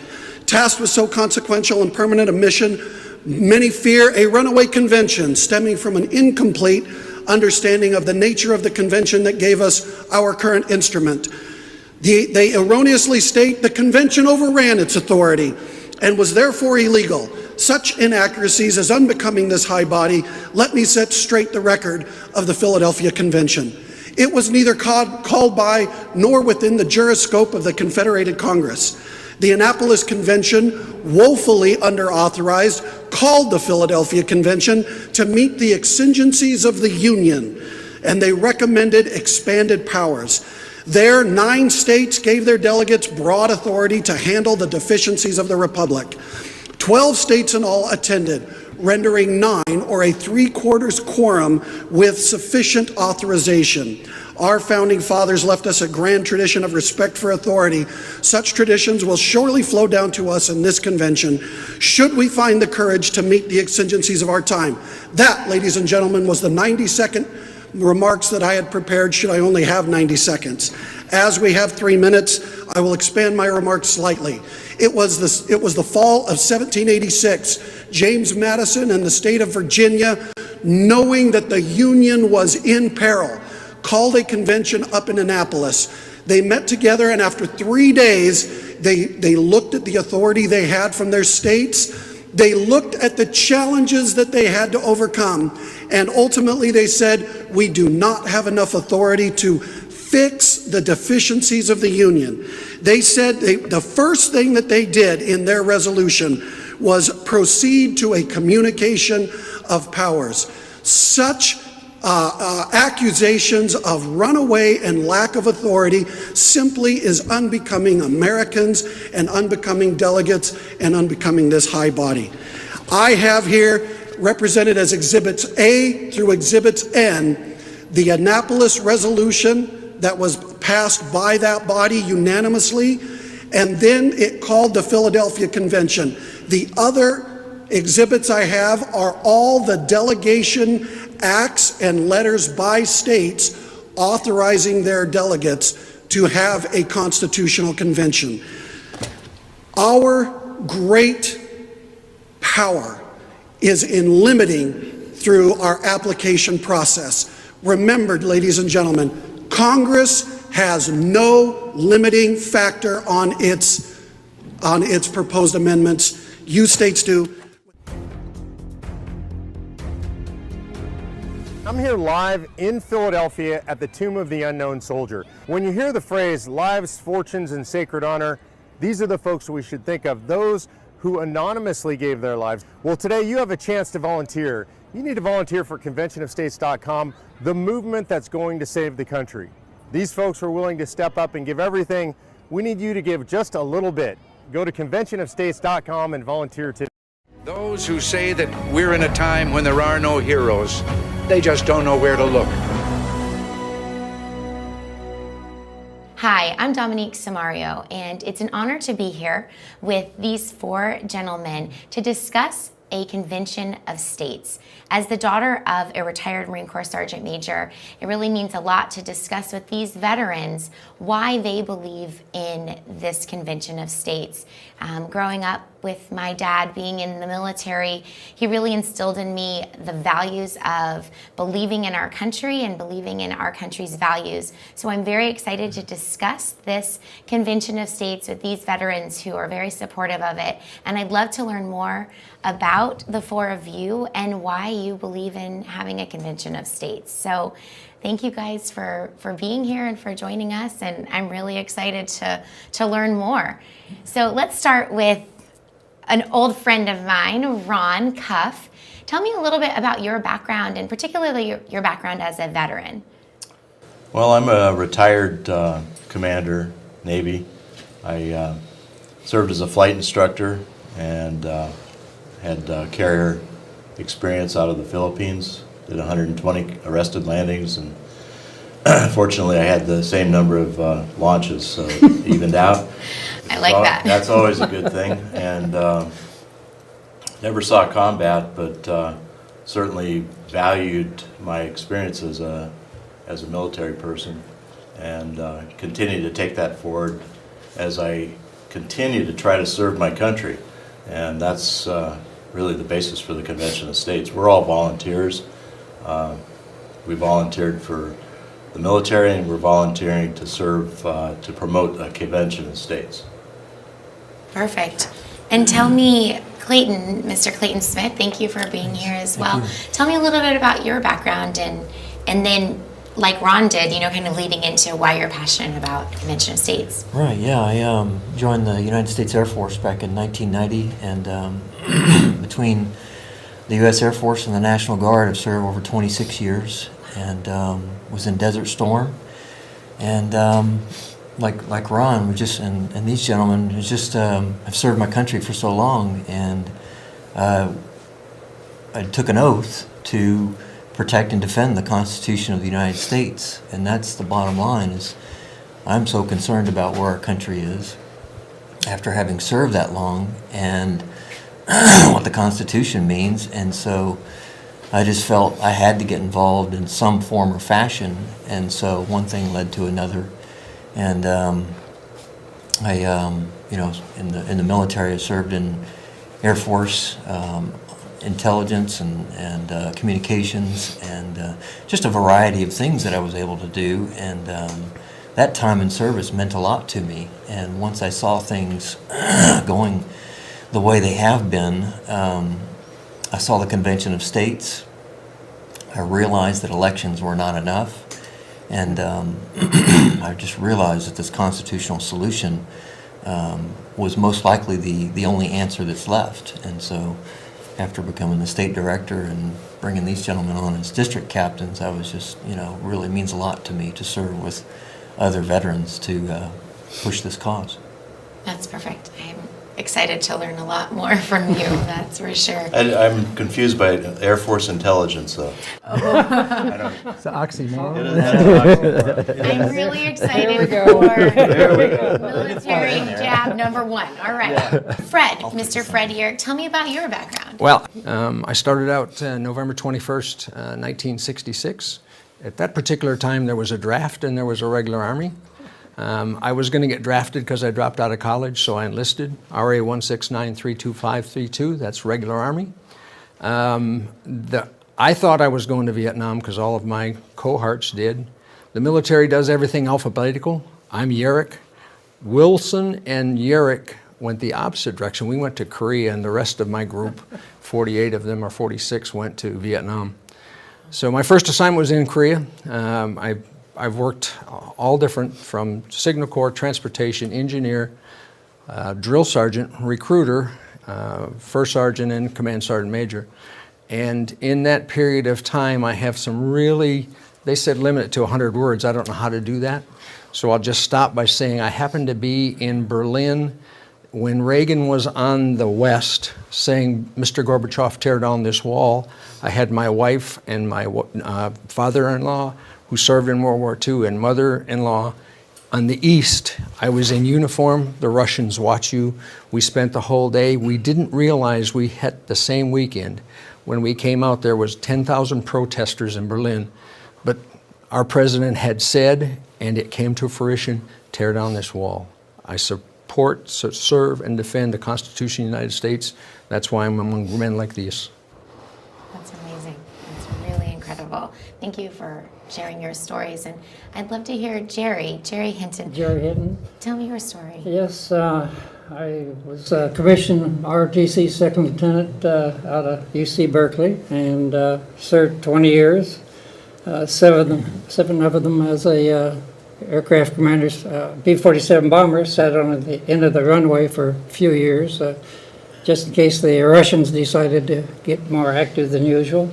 I gave up flying for missiles, so I served in the Minuteman missile program for 7 years and sat underground. Instead of flying, I was underground. I retired in 1975, went into civilian work. My reason for becoming active in this group is I am a historian. I know a little bit about what's gone on in the past, and I see the future not too good if we keep on the path we're going. I just see a downward spiral till it's not good.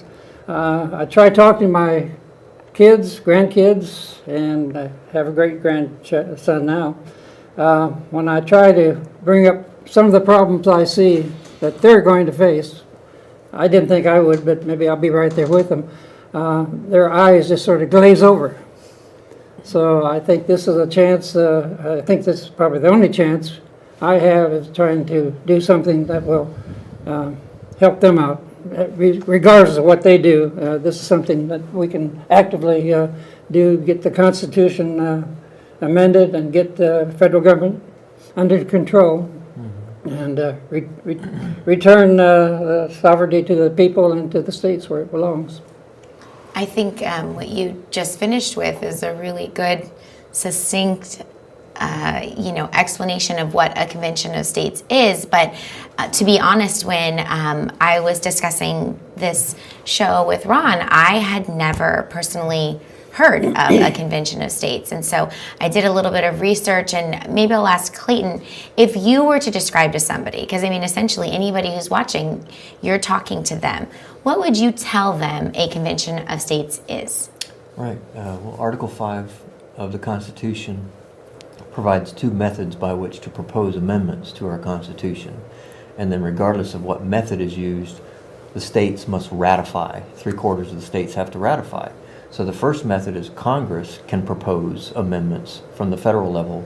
And the second method, which is what we are now pursuing, which has never been accomplished yet in our country's history, is where the states, 2/3 of the states must apply using the same application for a convention of the states so that they can basically bypass the entire federal government, bypass Congress, and they can hold their own convention and propose amendments on behalf of the people and behalf of the states.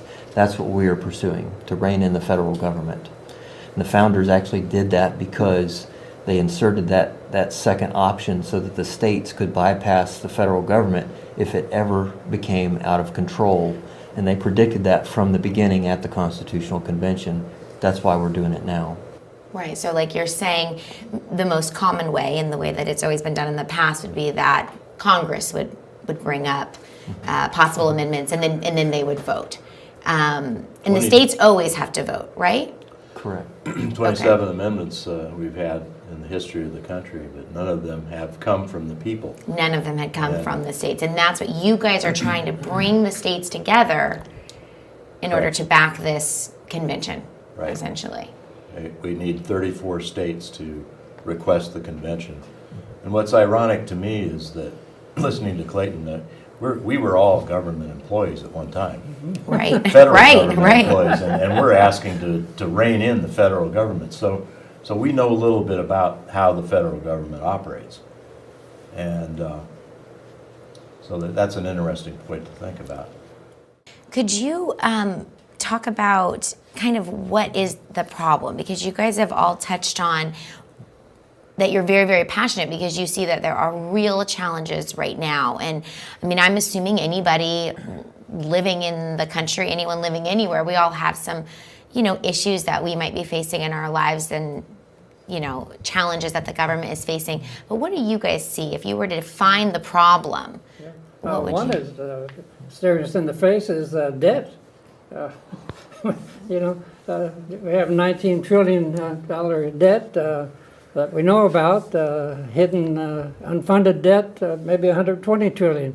And trillion is beyond my understanding, but the government right now is spending about 50% of our gross domestic product. In other words, they're spending half of what we all make, and that's not going to last much longer because we had the example of Greece, and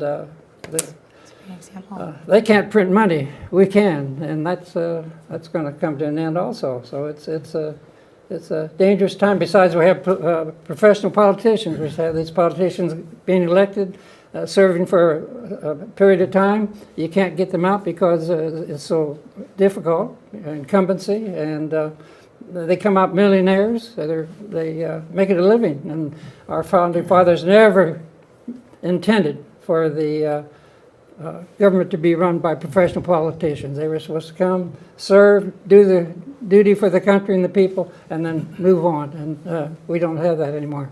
I call it we have the kingdom of, the kingdom of Washington, D.C., and we need to, convention of states can do something about that. There's a group called Citizens Against Government Waste that puts out a pork report every year. Oh, goodness. And, I'm sure the military is part of that, but as you all recall, the $400 toilet seats and the $800 hammers or whatever it was, that's just a small example of what goes on and the duplication of effort within the federal government. Right.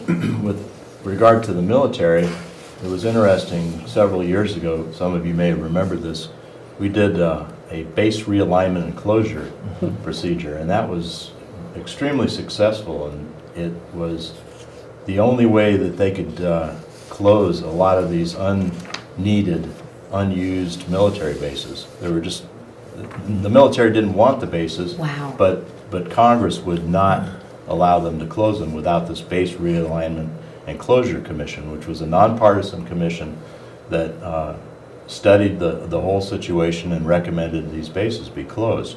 And Congress had no choice but to vote yes or vote no on their recommendation.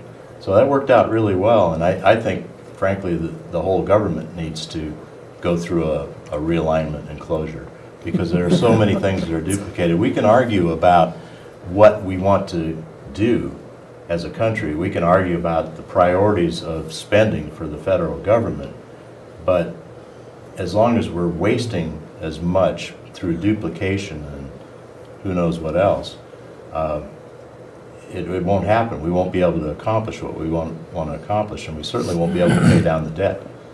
Dominic, I was thinking when he was talking about the debt, your child's 1 year old? He's one, yeah. So, I mean, it definitely gives me a completely different perspective on the impact that I'm having on the future for him. $50,000 in debt he is right now at 1 year old. So we're trying to get the word out to people to get them back involved with their local assembly person, local senator, congressional people. Bring them back in to be the originals that our founding fathers thought we would. We wouldn't let our freedom go away. We would be too intelligent to have that happen. So I say to the average person, please get back involved. Research, know what's going on. People come up to us all the time. It's become popular to say thank you for your service, right? Right. How many times have you heard that? Yes, and my most recent response is, well, I appreciate that, but do you know that you can serve just as much as we can? and just as much as we did. The average citizen needs to understand that to preserve our liberty, it's not just the people in the military in charge of that, it's every single one of us. All of us need to pay attention to what's going on and you know, realize that this freedom, this liberty that we have isn't in our DNA, it's not in our bloodstream. We have to fight for it. All of us have to fight for it. And it's not just against all enemies foreign, it's all enemies foreign and domestic. Sometimes we're our own worst enemy. And that's all we're trying to do. We just want to have a meeting. That's all we want to do. And it's frustrating as, you know what, to me, to realize that there are individuals in these state legislatures who are blocking our request to have a meeting.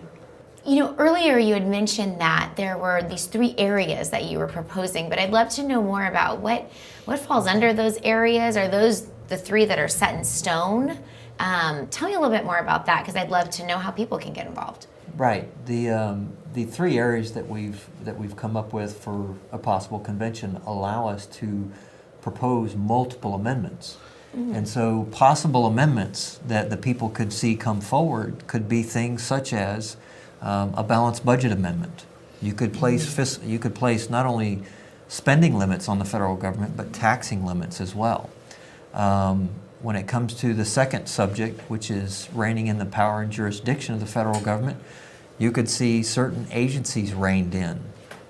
We're looking at, you know, like the Commerce Clause and the General Welfare Clause.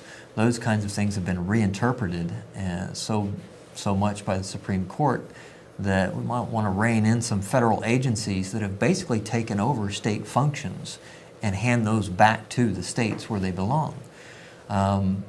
You know, and there's really a wide range of amendments that we could have. There's one that I really like is the potential for reining in the use of executive orders by the president. And regardless of party, the office of the president putting out executive orders has really gotten out of control, and we've seen that and the effect that it can have, and it's effectively lawmaking, and it's not really, it should not be that way. Some other amendments have been discussed in many forums. Oh gosh, there's so many. An amendment that would basically prevent any international law from, you know, trumping our Constitution as domestic law. Really, the Constitution is supposed to be the supreme law of the land, and we've allowed a lot of interpretations of our, you know, and treaties to creep in and usurp our constitutional rights, and so things like that. What else? It sounds like, though, if I can just make sure that I'm understanding it, if people were passionate about an area, as long as it would fall under one of the 3 restraints and areas that you've already put into the like proposal, or what is it that you're Application. Thank you. As long as it falls within that, somebody could be very passionate about one area of that, and that's something that they could really get behind and really try to support. Right. One big one is many people are talking about term limits for the Supreme Court. Oh, right. And/or federal judges. So that it allows for that. It allows for not only term limits just for Congress, but also for any federal official. So that's why it has it in there. It gives us a little more latitude to present more than just one amendment, but it does have to stay within reining in the power and jurisdiction of the federal government. And speaking of that, when you talk about illegitimate lawmaking by the president or anybody else, I didn't know this until recently. I suspected it, but it turns out that if you investigate this, you'll find that thousands and thousands of regulations are being promulgated, that's a nice military word, by thousands and thousands of unelected bureaucrats. And these regulations have fines attached to them, and they have basically the full force of law without Congress having anything to do with them. The average citizen, if you will, maybe feels so much is out of their control at this point that they do start to glass over, and they start to just it's so overwhelming that then you don't even try to get involved at all. And so maybe, like you're saying, we do still have, power, but and also a responsibility to take our government and our freedoms very seriously. And I think Dominique is starting to get our point. my goal was like, I better really understand this by the end of today. Can you raise your right hand? We got more show, okay? So, but if you were to describe what is really the goal, I mean, I think Ron touched on it quite a bit just now, but Clayton, what would be the goal of the Convention of States project? Representation is what this is all about, and it's not necessarily what is being decided, it's who is getting to make those decisions. Right. And what we're looking to do, our resolution specifically, what we're looking to do, our resolution that we're looking to get 34 states, is to pass a resolution that states, quote, to place fiscal restraints upon the federal government, to rein in the power and jurisdiction of the federal government, and to place term limits on federal officials and members of Congress. Those three topics are what we are seeking in the Convention of States. And so those three areas are really where you're focusing. Yes, and it's unique because it's not just a single amendment like many of the previous attempts have been made in our country's history. We've had over 400 applications for Article 5 conventions in our country's history, and not one of them, unfortunately, has yet been able to trigger a convention. Ours is unique in the sense that it allows us, or it will allow us, to propose multiple amendments, because we now seek, we're now seeing, we're at a point in history that all three branches are out of control. And so we see the need to be able to address all three branches of the federal government. And so that's why we have a little bit broader, more than one amendment is what we're seeking. We're seeking, three different, topics. I feel a deep responsibility for our brothers in arms, our sisters in arms who have given their lives, and that's very recent in the case of the Desert Wars and the Afghanistan wars. We have a responsibility, all of us, not just the veterans, but all of us in this country have a responsibility to get control of the federal government. And everybody's excited about this election, but does anybody really think that no matter who we elect president or Senate, Congress, is that really going to make a difference? Unfortunately, I don't think it will. I think the establishment is in place, and they're going to keep on doing what they've been doing for the last 40, 50 years. Yeah, that leads me to a couple questions, some points that you guys brought up. But being an election year, I mean, is there any strategy behind that? Do you think it's good that it's an election year, that you guys are really trying to gather this support? Do you think that it's important to do during an election year? Tell me more about that aspect. As a volunteer on the street, it somewhat distracts, unless you have, and all but one of the presidential candidates have spoken out when addressed about Convention of States and said yes. Some have spoken out very strongly. Currently, I could say Governor Abbott's our biggest campaign pusher, if you would, for our cause in Texas, because he is was a practicing attorney, and he has going to the people, and his state legislature meets twice every 2 years. So he's come out with a book and said, I'm pushing this the next year, 2017. Wow. But when I talk to people on the street, and when I make phone calls, and when people come into our website and I communicate with them, they're thinking that the election's going to save them. And I have to say to them, would you look at how we got here? It didn't just happen in this president or the last president or the last president. It's been coming since the beginning. Colonel Mason happened to be a military man. He's the one that stood up 2 days before the convention was actually ratified and said, wait a minute, we've got a provision in here for Congress to amend the Constitution, but not the people. And he got it put in.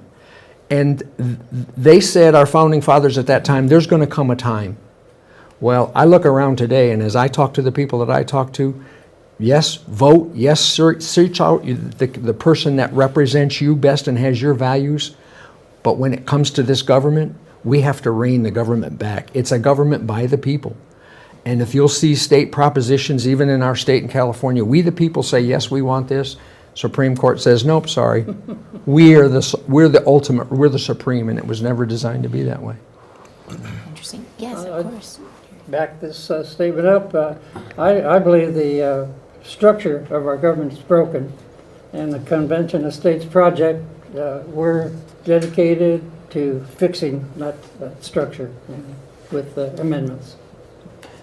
Yeah, he's exactly right. It's a structural problem. That is really the fundamental point here. Is it's a fundamental structural problem in government, and even like you're talking about the elections that are going on right now, and former Senator Tom Coburn is now an active campaigner for the Convention of States. He spent years in the United States Senate, and he came out and said, "There's nothing you can do. Wow. There is nothing that can be done to change the system now from within. It cannot be done," and that's why he is also convinced of this.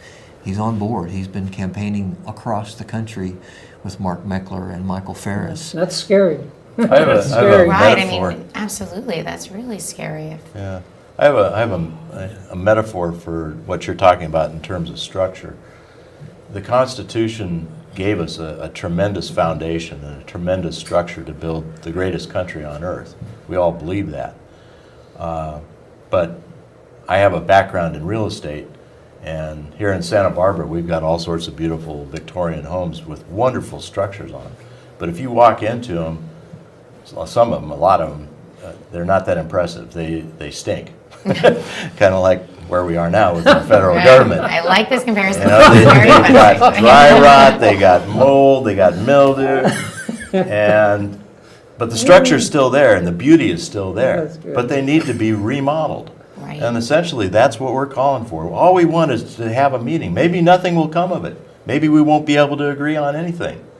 If we do agree on something, it'll require 38 states to ratify any amendment that we propose. And that meaning the vote would go to whom in the states? Who would be ratifying? Each state is a little bit different, but it comes back to one state, one vote. If California says, yes, we're going to do it, and we're having our first day on Tuesday before the Assembly, actually the Judiciary Committee, if the state of California says, yes, we want to do that, and 34 states say, yep, they're going to do it, then each state decides how they get their delegates together. We could be delegates. We're not qualified probably, but we could be. Anybody could be. Down, you know? So the situation goes, when you go for this meeting, and that's all it is a meeting, 34 states go, one state, one vote. That's written 200 years ago. Article 5 puts that out. So there's a fear. They say, oh no, this will be a a constitutional convention to rewrite the Constitution. No, it's not. It's a meeting, much like if we share water in California. Right. We had an Article 5 convention of regional states that came together, all that touched the river, and said, we're going to get together and decide how we're going to share that water. That was an Article 5 convention. People don't realize that, but it was just what they knew. It's a meeting of the states. Every one of those states had one state, one vote, but I'm sure the people in Santa Barbara had a different idea about the amount of water that they wanted than did in Arizona. But it came back to the states, they all ratified it, and now we have water from the Colorado River. It works. Right. That's another thing that's important to point out is there is a long history of conventions prior to and shortly following the 1787 Constitutional Convention. There were approximately 32 conventions leading up to 1787 and then beyond. They were not, obviously they were not under Article 5 per se, because the Constitution was not in existence yet. But those conventions were the precedent and the basis of Article 5. The founders had experience with conventions that dealt with specific problems, be they regional issues or defense issues, economic issues, and in many cases they also dealt with ineffective governing bodies, and they would reject regional governors. these conventions were very well known. The rules and procedures they were accustomed to them. Generations of Englishmen and American used these types of conventions to deal with specific problems over time. And that's exactly why they put Article 5 in there. They were familiar with these types of conventions. They were problem-solving conventions is what they were. And so like that, problem solving? Exactly. And so when That's a catchy way to explain it to someone, actually. Yeah, and so when 2/3 of the states are required to come together, they set the agenda for the convention by passing that application language. That is the agenda, and it cannot get, out of control, or as Fred put it, they cannot have a runaway convention. It's just not possible because there's too many legal and mathematical restraints on a runaway convention or a runaway amendment. Just the bar is set so high to pass any kind of amendment. And that's the one thing I want to go back to is the convention that we're proposing right now, or we're trying to get, is simply a proposing convention. Right. It does not guarantee anything. It does not guarantee anything. It is simply to come up with recommendations to the states. And once those recommendations are made, they're put out to the states. And then there's an even higher bar, 3/4 of the states, or 38. And what I like to emphasize in my presentations is 38 states times 2 legislative bodies, that's 76 legislative chambers have to pass each and every amendment if they want to ratify it. So that's a very high bar. So we're not talking, Yeah, it's unbelievable to me that some people are afraid of that. What I'm afraid of is what's going on now. If we continue to go down the path we're going down, it's not good. We have a runaway convention right now, Right. because effectively what we've all seen is Congress, the Office of the President, and the Supreme Court have, over time, reinterpreted the Constitution and taken advantage of, unfortunately, kind of vague language. So over time, they have run away with it and they have reinterpreted it. And all we're looking to do is bring it back to its original meaning. And maybe something you touched on, that when they wrote it into the Constitution, that was because it was, rather common or an understood practice. And so do you think that because it's just been so long since the current citizens have seen or heard of something like this, they're just a little bit, people fear the unknown and it seems scary. This is our government and you're trying to change things. So do you think that, what is it that they're afraid of happening? I think if you will? Go ahead. Well, unfortunately, the history, like many parts of our history in our schools, have been taken out. The history of Article 5 has been basically hidden for a very long time. There are what's known right now are 3 phases or 3 paradigms of historical writings about Article 5 of the Constitution. The first phase was in the 60s and 70s, and it was only based on very small snippets of the Constitutional Convention and the Federalist Papers, and there was no mention whatsoever of any kind of convention prior to that. So it was as if our country has only had one convention in our entire nation's history, and that's simply not the fact. Interesting. There's been 30-something conventions. And so the second phase of historical research that was done was between 1970 and basically 2000. And so that body of evidence brought out a little bit more, actually quite a bit more evidence. And the researchers did mention prior conventions, but they didn't discuss it in depth. But they were still uncomfortable with the notion because it had never been done. And so they still concluded that we're still not real sure about it. Well, the latest body of evidence that's been uncovered were the full documentation of all 30-some conventions that took place in our country's history. And they were researched in depth by a number of leading national Article 5 historical experts. And one of those who is with the Convention of States is Professor Robert G. Nadelson. And their research basically brought out all of the facts, and they concluded that, yes, an Article 5 convention this is what the founders intended this to be, a limited problem-solving convention, and that they can do this. And so this is what this is about. It was well established and well understood in our history, but that history is just now being brought back now. We're just now being re-enlightened to that, and that's what we're trying to do, is re-educate our legislators and the people on what Article 5 is, and this most powerful tool that we have to counter the federal government. We had a mock convention last year, as I recall, in Florida, Oh, wow. just kind of a dry run. Yeah, and how did it it went go? great. Really? Yeah. And I think they're planning on another one, but I don't know when that is. There's what's called the Convention of States Caucus, and there are a group of legislators from across the country who have joined the caucus, and they're preparing to hold another simulated convention this summer. It's not lined out yet, but yeah, they're planning to do just that. Why are veterans seeming to get involved with this Convention of States? Why do you think there's that connection?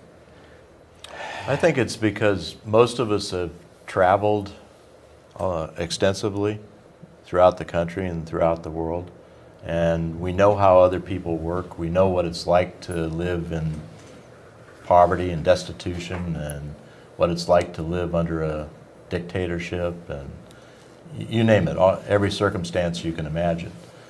That's one thing. The other thing has already been spoken of, and that's our defense of the Constitution against all enemies, foreign and domestic.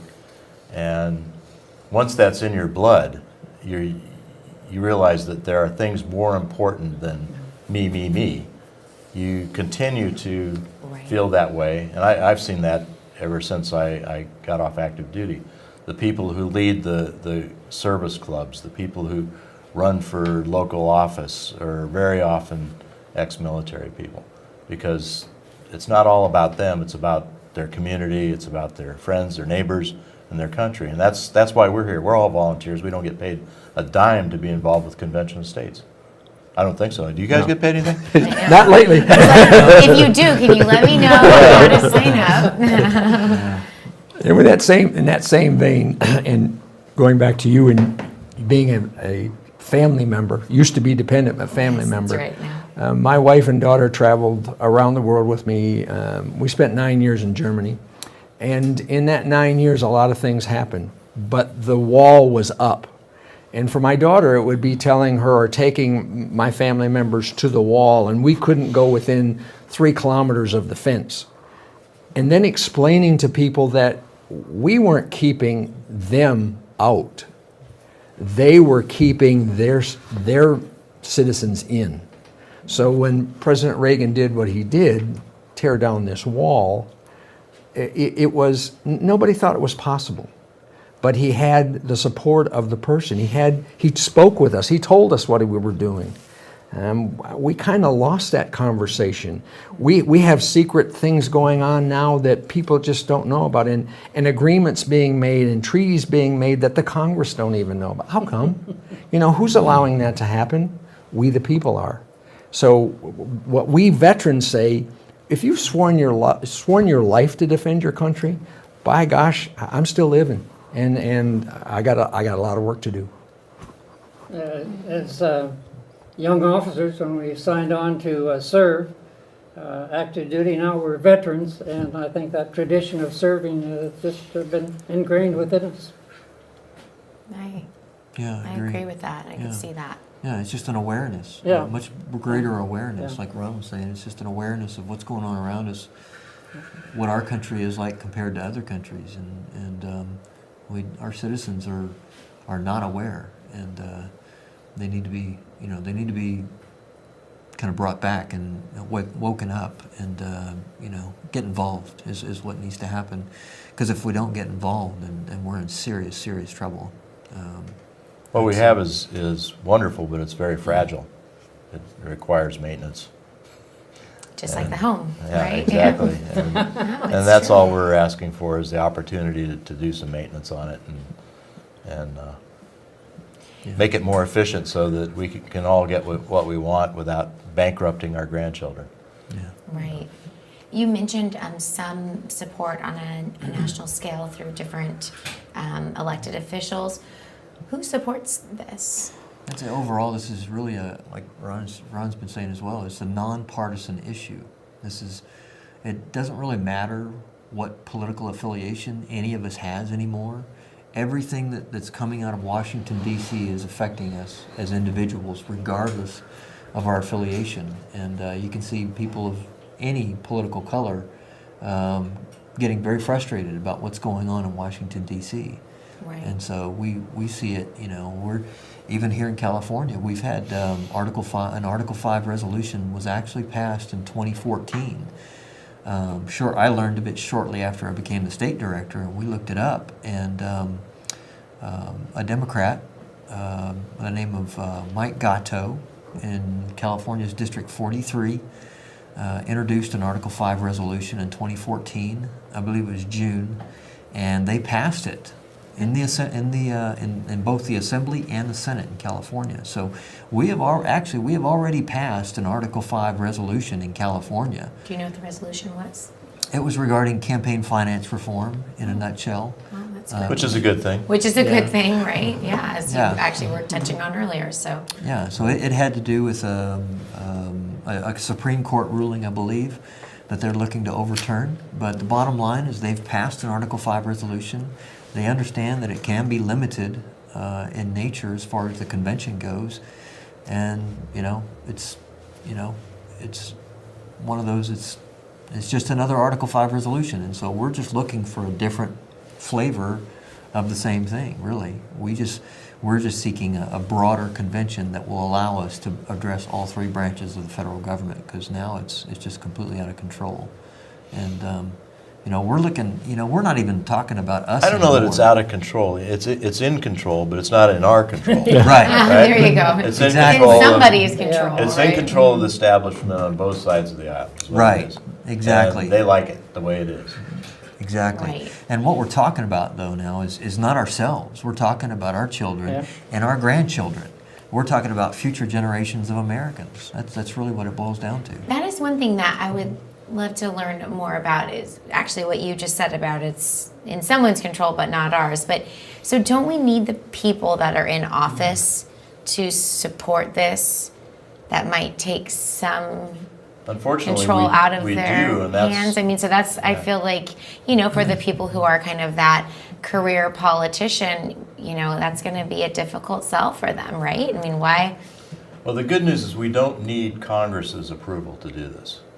The U.S. Congresses. What we do need are these resolutions passed by the individual state legislatures. So that's where that hope And could come in. Okay, that's good. For whatever reason, we have 6 states that have passed the resolution, but we'd have at least, 6 or 10 more if we didn't have single individuals in each state blocking.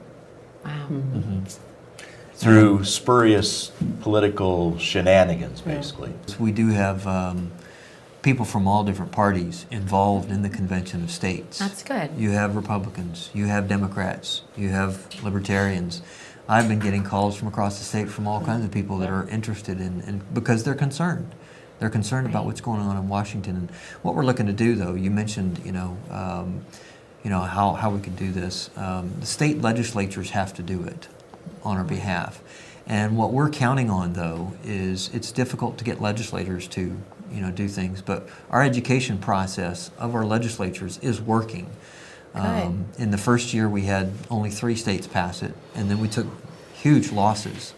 And then the second year, we had 1 more state, Alabama, pass it. But then the margins of loss became razor thin. We had a lot of states pass it in one chamber, one of their 2 chambers. And like Ron said, it's in a lot of cases now, it's one person standing in the way now. So we're making a lot of progress behind the scenes.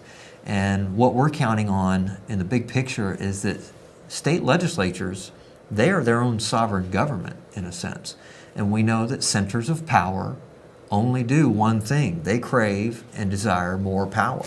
That could be a good motivation for them. What we are doing conceptually is pitting 50 centers of power, 50 states, against the federal government and saying, look, you hold the cards here in Article 5. You can hold a convention and take back what was taken from you. And so that's what we're counting on, and that's what the states are starting to wake up to, is they're starting to realize they actually hold the power, a unilateral power in Article 5, to completely bypass them and take it back and bring it back to the state capitals. And that's what we're hoping will happen. So and you currently have 6, correct? And in what year did they start? Fall, this the process? late 2013 is when they began. Wow. So it's actually, I mean, heck, I work for the government, so I can say this, but in government time, that's not too shabby, actually. Right. You know, that's not even 3 years. So, Yeah. okay. So that's, well, congratulations on that. That's great. So, you know, and you've had, obviously 6 states have passed, and you've had at least 37 or 38 states introduce it for consideration, including California, obviously. Wow. And so you have far more than 40 states in total who have taken some form of action toward reaching that 34 state goal. And it's just incredible the movement that's taking place though now. So it's really gaining a lot of momentum behind the scenes, just people just don't quite see it yet. But it's What do we coming. have, over 20,000 supporters in California? Yeah, in California we have well over 25,000 supporters statewide. We have, I believe it's closer to 30,000, and I think the petition signers, those who have signed petitions, is over 25,000 now. And so you have an average of about 300, roughly 300 per assembly district in California. So there's a lot of people that are starting to get on board and realize that this is something that needs to be done.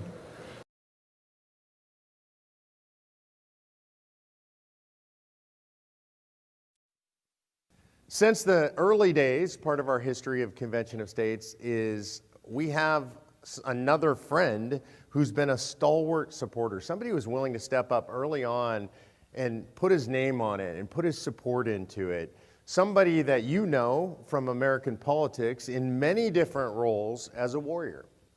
He is actually a warrior. He's somebody with a military background. But again, like everybody that you're going to see on stage today, what I want you to know is what good men they are, what friends they are to you, to me, to all of us. And this gentleman would, I could call him anywhere in the country and tell him there's a firefight going on, and I mean a firefight, and he would come. He would be there for you, he would be there for me, he'd be there for anybody in the conservative movement that needs him. And I think the best way that I could describe Allen West is as probably the single best articulator of what it means to be a patriotic, God-fearing, Constitution-loving conservative in the United States of America. It is my privilege to introduce our good friend, Allen West. Make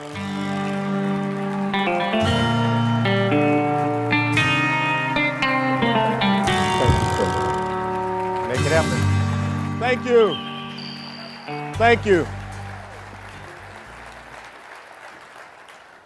Now, I want to tell you something.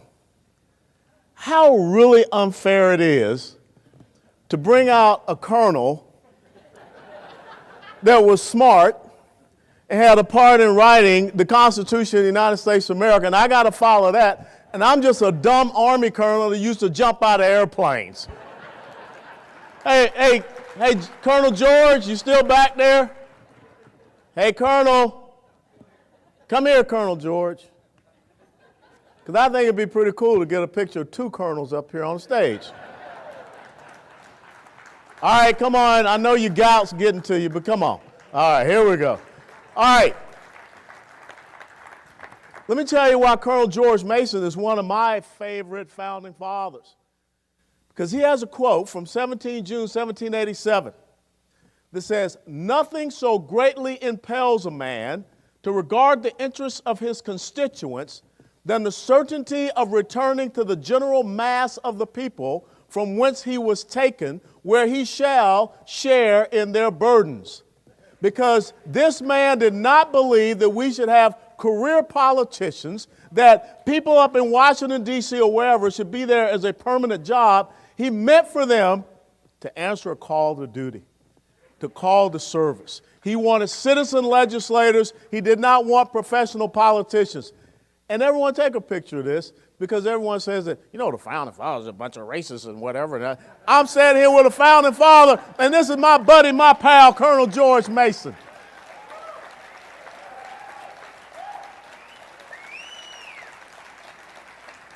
All right. You may go back to the 18th century now. It's much more comforting there. Yeah, it is.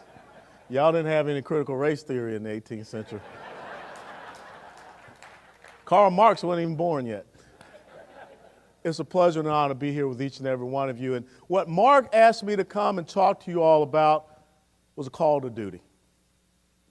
And when I think about a call to duty, first and foremost, how many soldiers, sailors, airmen, Marines, and Coast Guards we have in the audience? Please stand so we can recognize you and thank you for your service.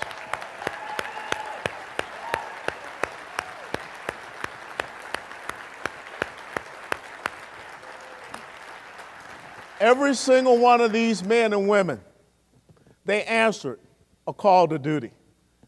When you did not know them, they understood and they knew you. They knew you as the American people. They knew that all of us, which binds us together as brothers and sisters, is not just that call to duty, not just the fact that some of us chewed the same dirt, went out and deployed, left our families. Maybe we lost some of our best friends, our comrades.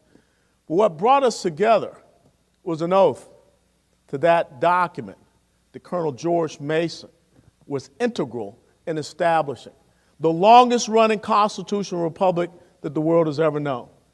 Because we all stood up on one day in our lives. For me, it was 31 July 1982 at the University of Tennessee Stokely Athletic Center, and we repeated those words. We said that we would support and defend the Constitution of the United States of America against all enemies, foreign and domestic. We said that we would bear true faith and allegiance to the same. And that is what a call to duty is all about. But when I think about what is one of the greatest calls to duty that was part of the establishment of these United States of America, well, you know, those Air Force people, they're really smart. I tried to get into the Air Force and I failed their entrance test because I couldn't fly nothing.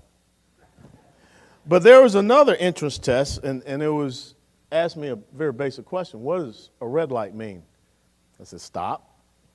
What does a green light mean? I said, go. Well, son, you can be an Army paratrooper right now. Okay? So in the Army, we're not as smart as the Air Force, so we write stuff down. That's what we were taught. And so that's why I still, to this day, have my 3x5 cards. Air Force guys, it just flows out of their brain. They're just that smart. But here's a call to duty that I want to share with you that has relevance to where we are today. These are the times which try men's souls. The summer soldier and the sunshine patriot will, in this crisis, shrink from the service of his country, his duty. But he that stands it now deserves the love and thanks of men and women. Tyranny, like hell, is not easily conquered, yet we have this consolation with us, that the harder the conflict, the more glorious the triumph. 19 December 1776, Thomas Paine. Thomas Paine was asked to write a simple pamphlet to inspire people, to get them to understand this call to duty, to make sure that we could establish this incredible nation based upon individual liberty. And Thomas Paine wrote that pamphlet called The Crisis. You all are here today, and the theme of this gathering is reclaiming liberty, because in 246 short years, we have forgotten what liberty really is. We have forgotten that this country, what Colonel George Mason established for us, was based upon an understanding that the individual, their rights, their freedoms, their liberty, they are sovereign over the institution of government. And why is the individual in America sovereign over the institution of government? Because unlike any other nation in the world, your life, your liberty, your pursuit of happiness, or if you know John Locke's second treatise of government, 1683, he said property. It naturally comes from our Creator God. And that's why Thomas Jefferson invoked John Locke in the Declaration of Independence when he talked about the laws of nature and nature's God, natural rights theory. You're sovereign over government. But in 246 years, we've forgotten that. In 246 years, there are people that we have elected into office, they have forgotten that. They have forgotten the quote from Colonel George Mason, that they are there to serve us. They are not there to enrich themselves. They are there based upon the consent of you all and us, and as we say down south, of the governed. And so what is your charge? What is your call to duty? Because we are in a crisis moment.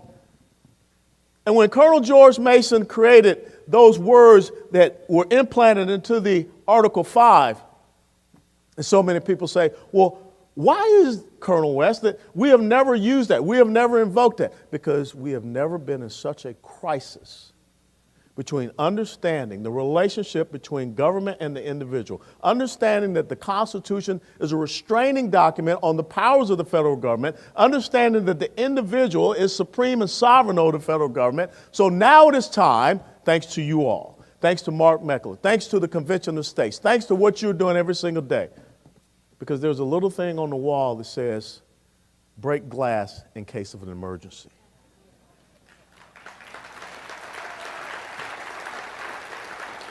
That is what Article 5 Convention of States says.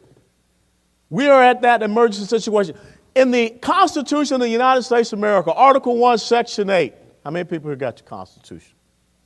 Colonel going to call you out now. How many people got it? Okay, you got to do push-ups. Some of y'all are saying, Colonel, you can't make me do push-ups. You're right, I'm just a civilian now. But just throw me a bone, okay? But if you're saying that you're going out and you're answering a call to duty, and a call to duty is something that's part of the Constitution, but yet you're not carrying this around with you, you're not ready to answer that call to duty. And if you think about it, the reason why we find ourselves in this crisis situation is because not enough of us are carrying this. Not enough of us are reading this. It is not that it is not being taught to our children, because civics is gone. History is gone. I mean, our kids are being told that you don't have to be a little boy, you can be a little girl, you don't have to be a little girl, you can be a little boy, you don't have to tell your parents. But if we could get back to this foundation, and it starts with each and every one of you. So my challenge, first and foremost, anytime you go out of your house, because you're on a battlefield. Now, what soldier, sailor, airman, Marine, Coast Guardsman in the battlefield, in the combat zone, is going to go out of their tent, go out for their, forward operating base without their weapon? Only an idiot. You don't want to be an idiot. So when you leave out of your house, you need to have your weapon, because this empowers you. And in this document, Article 1, Section 8, it lists the 17 things that are the duties, responsibilities, jurisdictions, purviews of the federal government. Show me where it says in Article 1, Section 8 that the federal government has the ability to decide who or what's essential, to shut down whatever business that they want. Benjamin Franklin said those who would surrender essential liberty for temporary security in the end will deserve neither liberty nor security. That's why we're here today, talking about reclaiming liberty, because we've completely forgot what liberty is. First and foremost, let me tell you, you want to know where liberty truly comes from? Pick up the other book that you're supposed to read and meditate upon day and night, not turn from it from the right or to the left. And who was told that? It was Joshua was told that by God. He said that if you do that, you will have success and prosperity wherever you go. In 2 Corinthians 3 and 17, it says that the Lord is the Spirit, and where the Spirit of the Lord is, there is freedom, there is liberty also. So we've got to get back to that fundamental, that very basic. Because what the federal government is now saying is that, well, God wasn't smart enough to get male and female right, Adam and Eve right. You have the liberty to go out there and choose whatever gender you want. God couldn't get weather right. I was a congressman here in the state of Florida, just right down the road in Fort Lauderdale. And I remember someone asking me, well, Congressman West, do you believe in climate change? I said, yeah, winter, spring, summer, and fall.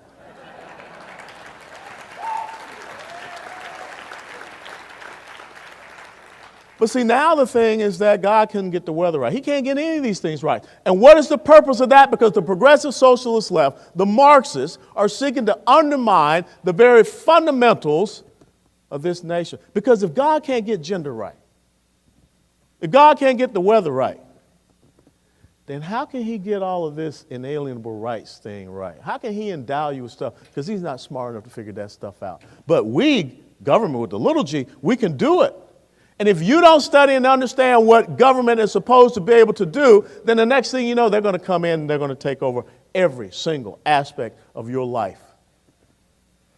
Abraham Lincoln, in April of 1864, gave us a clear delineation between what liberty and tyranny is in a speech at the Baltimore Sanitary Fair. He told us that liberty means a person, a man, being able to do what they want with themselves and the product of their labor. While the other thing was when other men decide what to do with other men and the product of other men's labor. And where do you think we are today in 246 short years? So the whole purpose of y'all being here to reclaim liberty means you've got to answer the call. You've got to step up to the plate. You all are leaders in this movement. And let me share with you what the Army taught me about leadership. It's called the 5 C's. And please, if you like, write these down. Because if you're going to be a leader on this battlefield, if you're going to answer the call of duty, if you're going to go out there and stand up and fight for the Constitution of the United States of America, you've got to be prepared and trained and ready. The first C is courage. How many of y'all remember that incredible miniseries, Band of Brothers? Now remember that miniseries, Band of Brothers? Well, you remember that unit, the 506 Parachute Infantry Regiment of the 101st Airborne Division, was training up in North Georgia, Toccoa Mountain. That was historically the ancestral lands of the Cherokee Indians. And therefore, the 506 Parachute Infantry Regiment adopted a Cherokee word as their motto. That Cherokee word is Currahee. You know what Currahee stands for? What it means? Stands alone. See, courage means that sometimes you got to stand alone. Courage means that you don't want to go with the flow. As a matter of fact, Thomas Jefferson said, in matters of style, swim with the current. In matters of principle, stand like a rock. And why was it so important for the 506 Infantry Regiment of the 101st Airborne Division to adopt that name, that word, that motto, stands alone? Because in December 1944, guess where they found themselves? At a place called Bastogne, in the dead of winter, completely surrounded by the Germans. And the Germans sent them a note to the 101st Airborne Division and asked them to surrender. And General McAuliffe, the commander of the 101st Airborne Division, sent back a one-word response to the Germans, and it was nuts. When you have courage, you stand up and you look at the progressives, you look at the socialists, you look at the Marxists, you look at the communists, you look at the statists, and you tell them, you're nuts if you think you're going to take this country away from us, okay?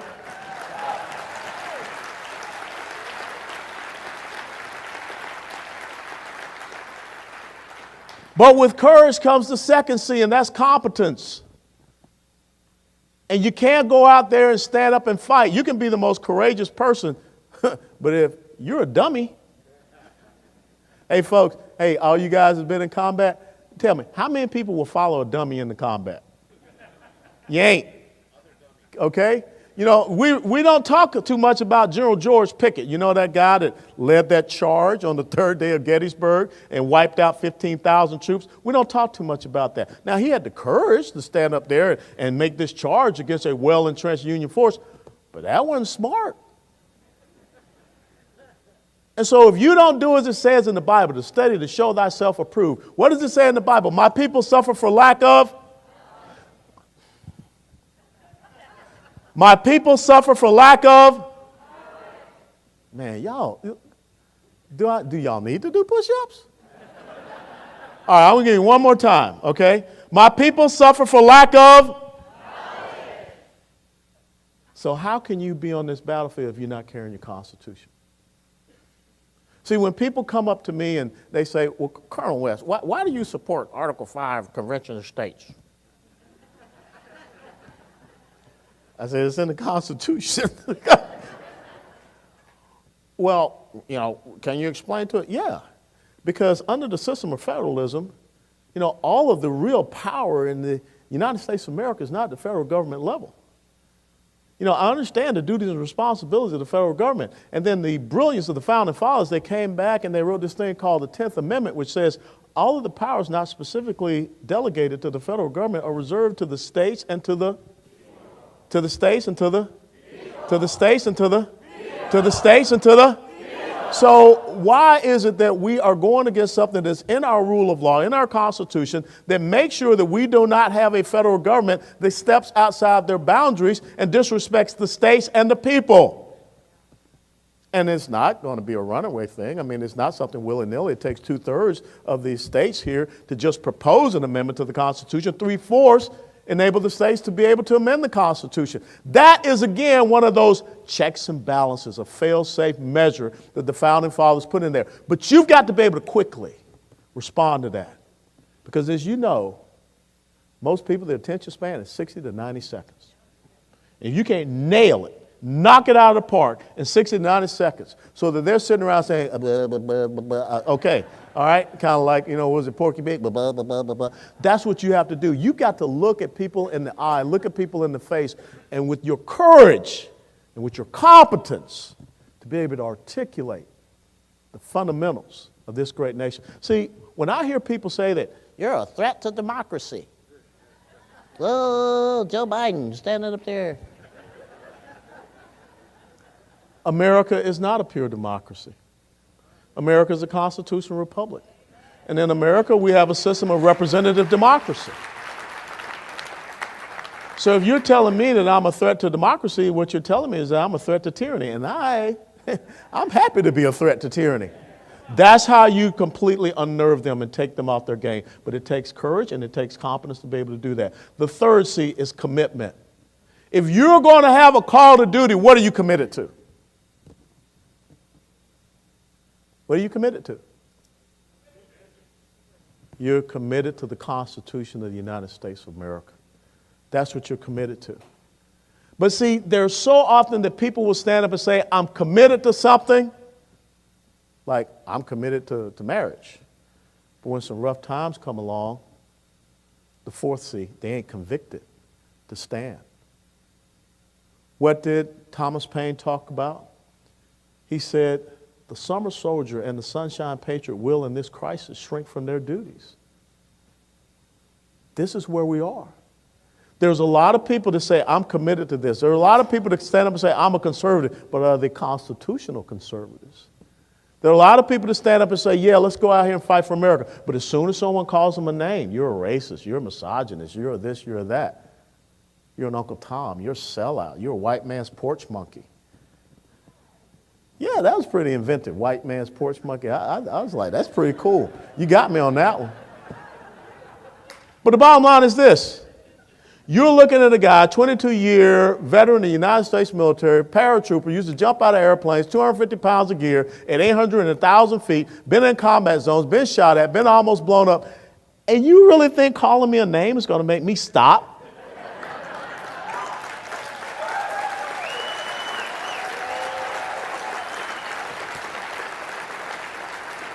So why should it make you stop? If you're committed to something, then you're convicted to it. When the people get out there and start calling you names, you should step right up into that fire even more.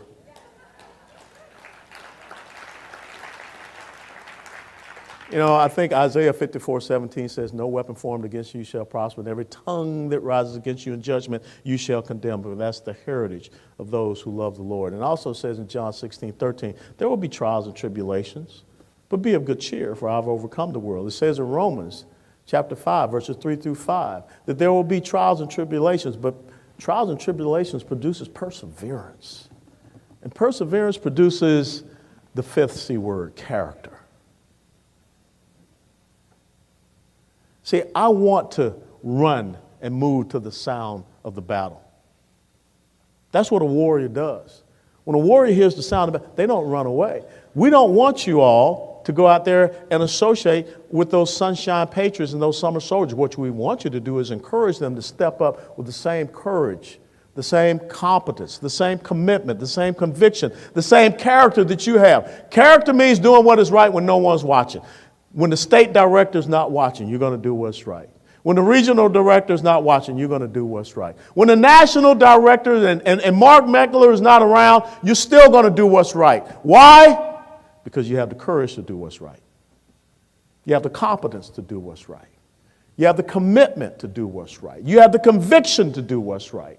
And therefore, you're going to have the character to do what's right. And therefore, if we, as this incredible grassroots organization, come together and light a fire in this nation, then the crisis that we face will slowly dissipate and go away.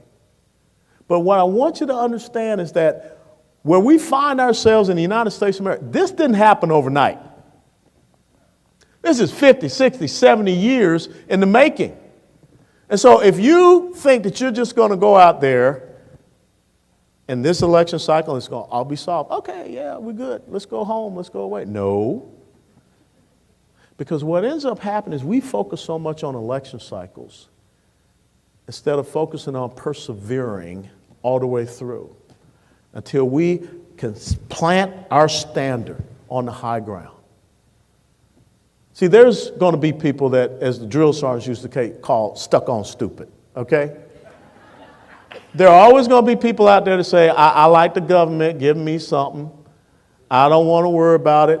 There's always going to be people that say, you know, you can't have a gas-powered car. You can only have an electric vehicle car. But oh, by the way, don't charge your electric vehicle because you're going to crash the grid out there in the state of California. That's called stuck on stupid. Now, as a matter of fact, that's a special kind of stupid, okay?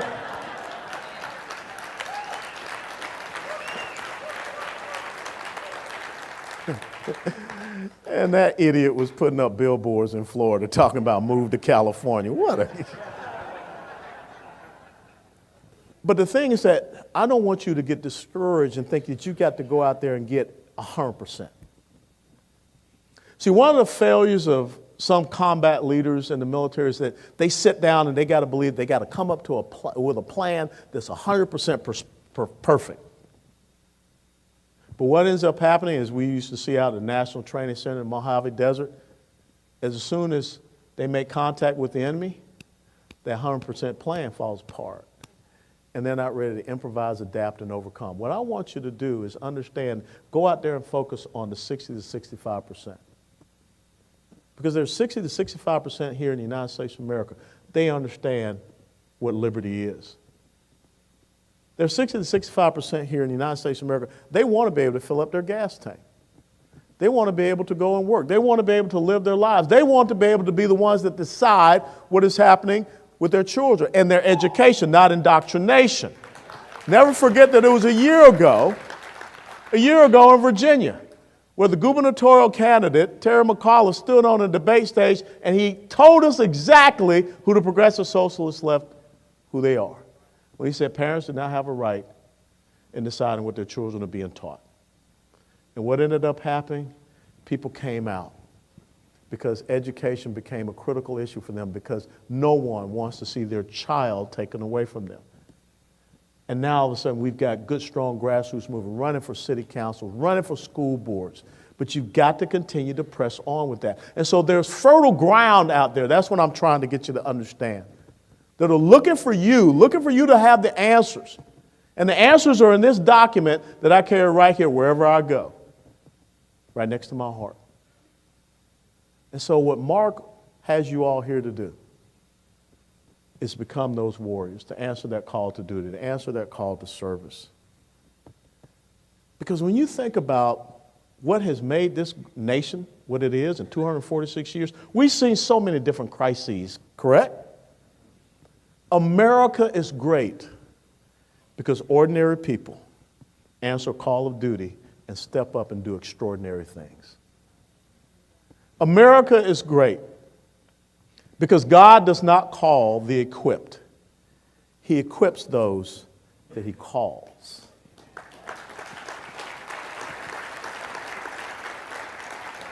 And that's your call to duty. So as I get ready to close, I want you to all come to your feet. That means get up.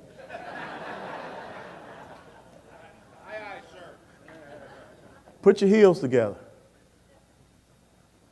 Put your left hand down by your side.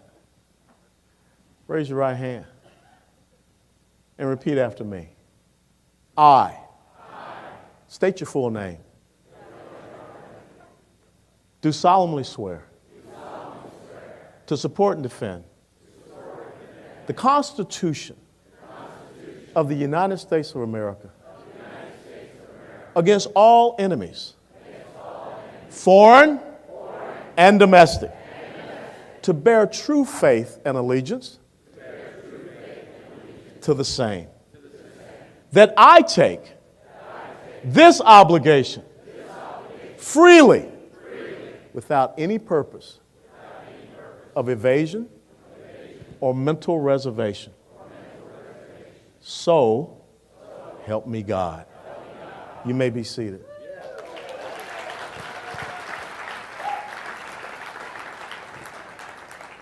You don't have to be a soldier, sailor, airman, marine, or Coast Guardsman to take that oath. And sadly, there are people in the House of Representatives, Senate, President, that they utter those words, but it's not in their heart. But I want you now, today, from this moment on, to remember that you took an oath to the Constitution.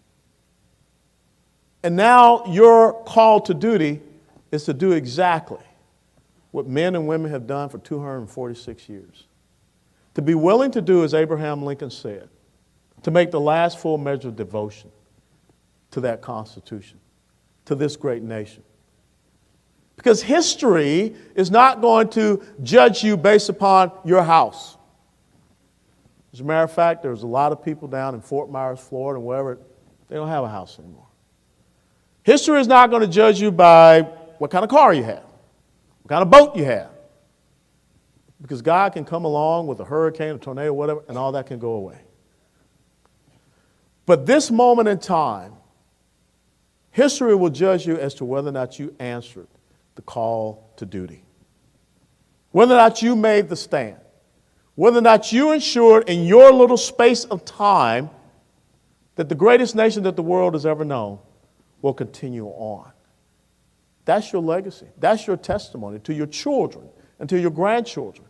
And you have to be courageous enough. You have to be competent enough. You have to be committed enough. You have to be convicted enough. You have to have the character to be able to say, not on my watch.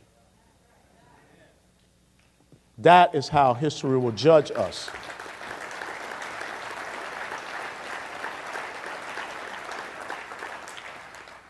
It's not easy to stand up. But when you're right and you have the moral high ground, it is easy. But it is about you being able to step outside of that box and say, as we say, the motto of the United States Army. And understand this.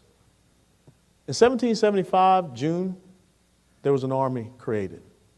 In October 1775, a Navy was established.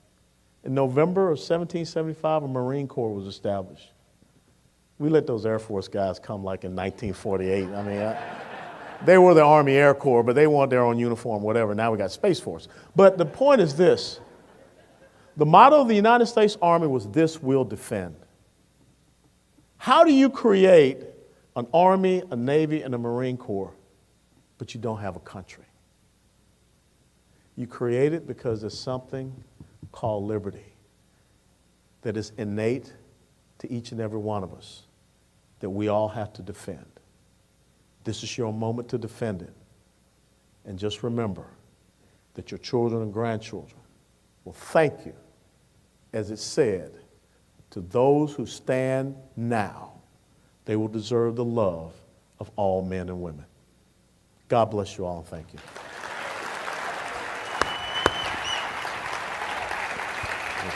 Mark.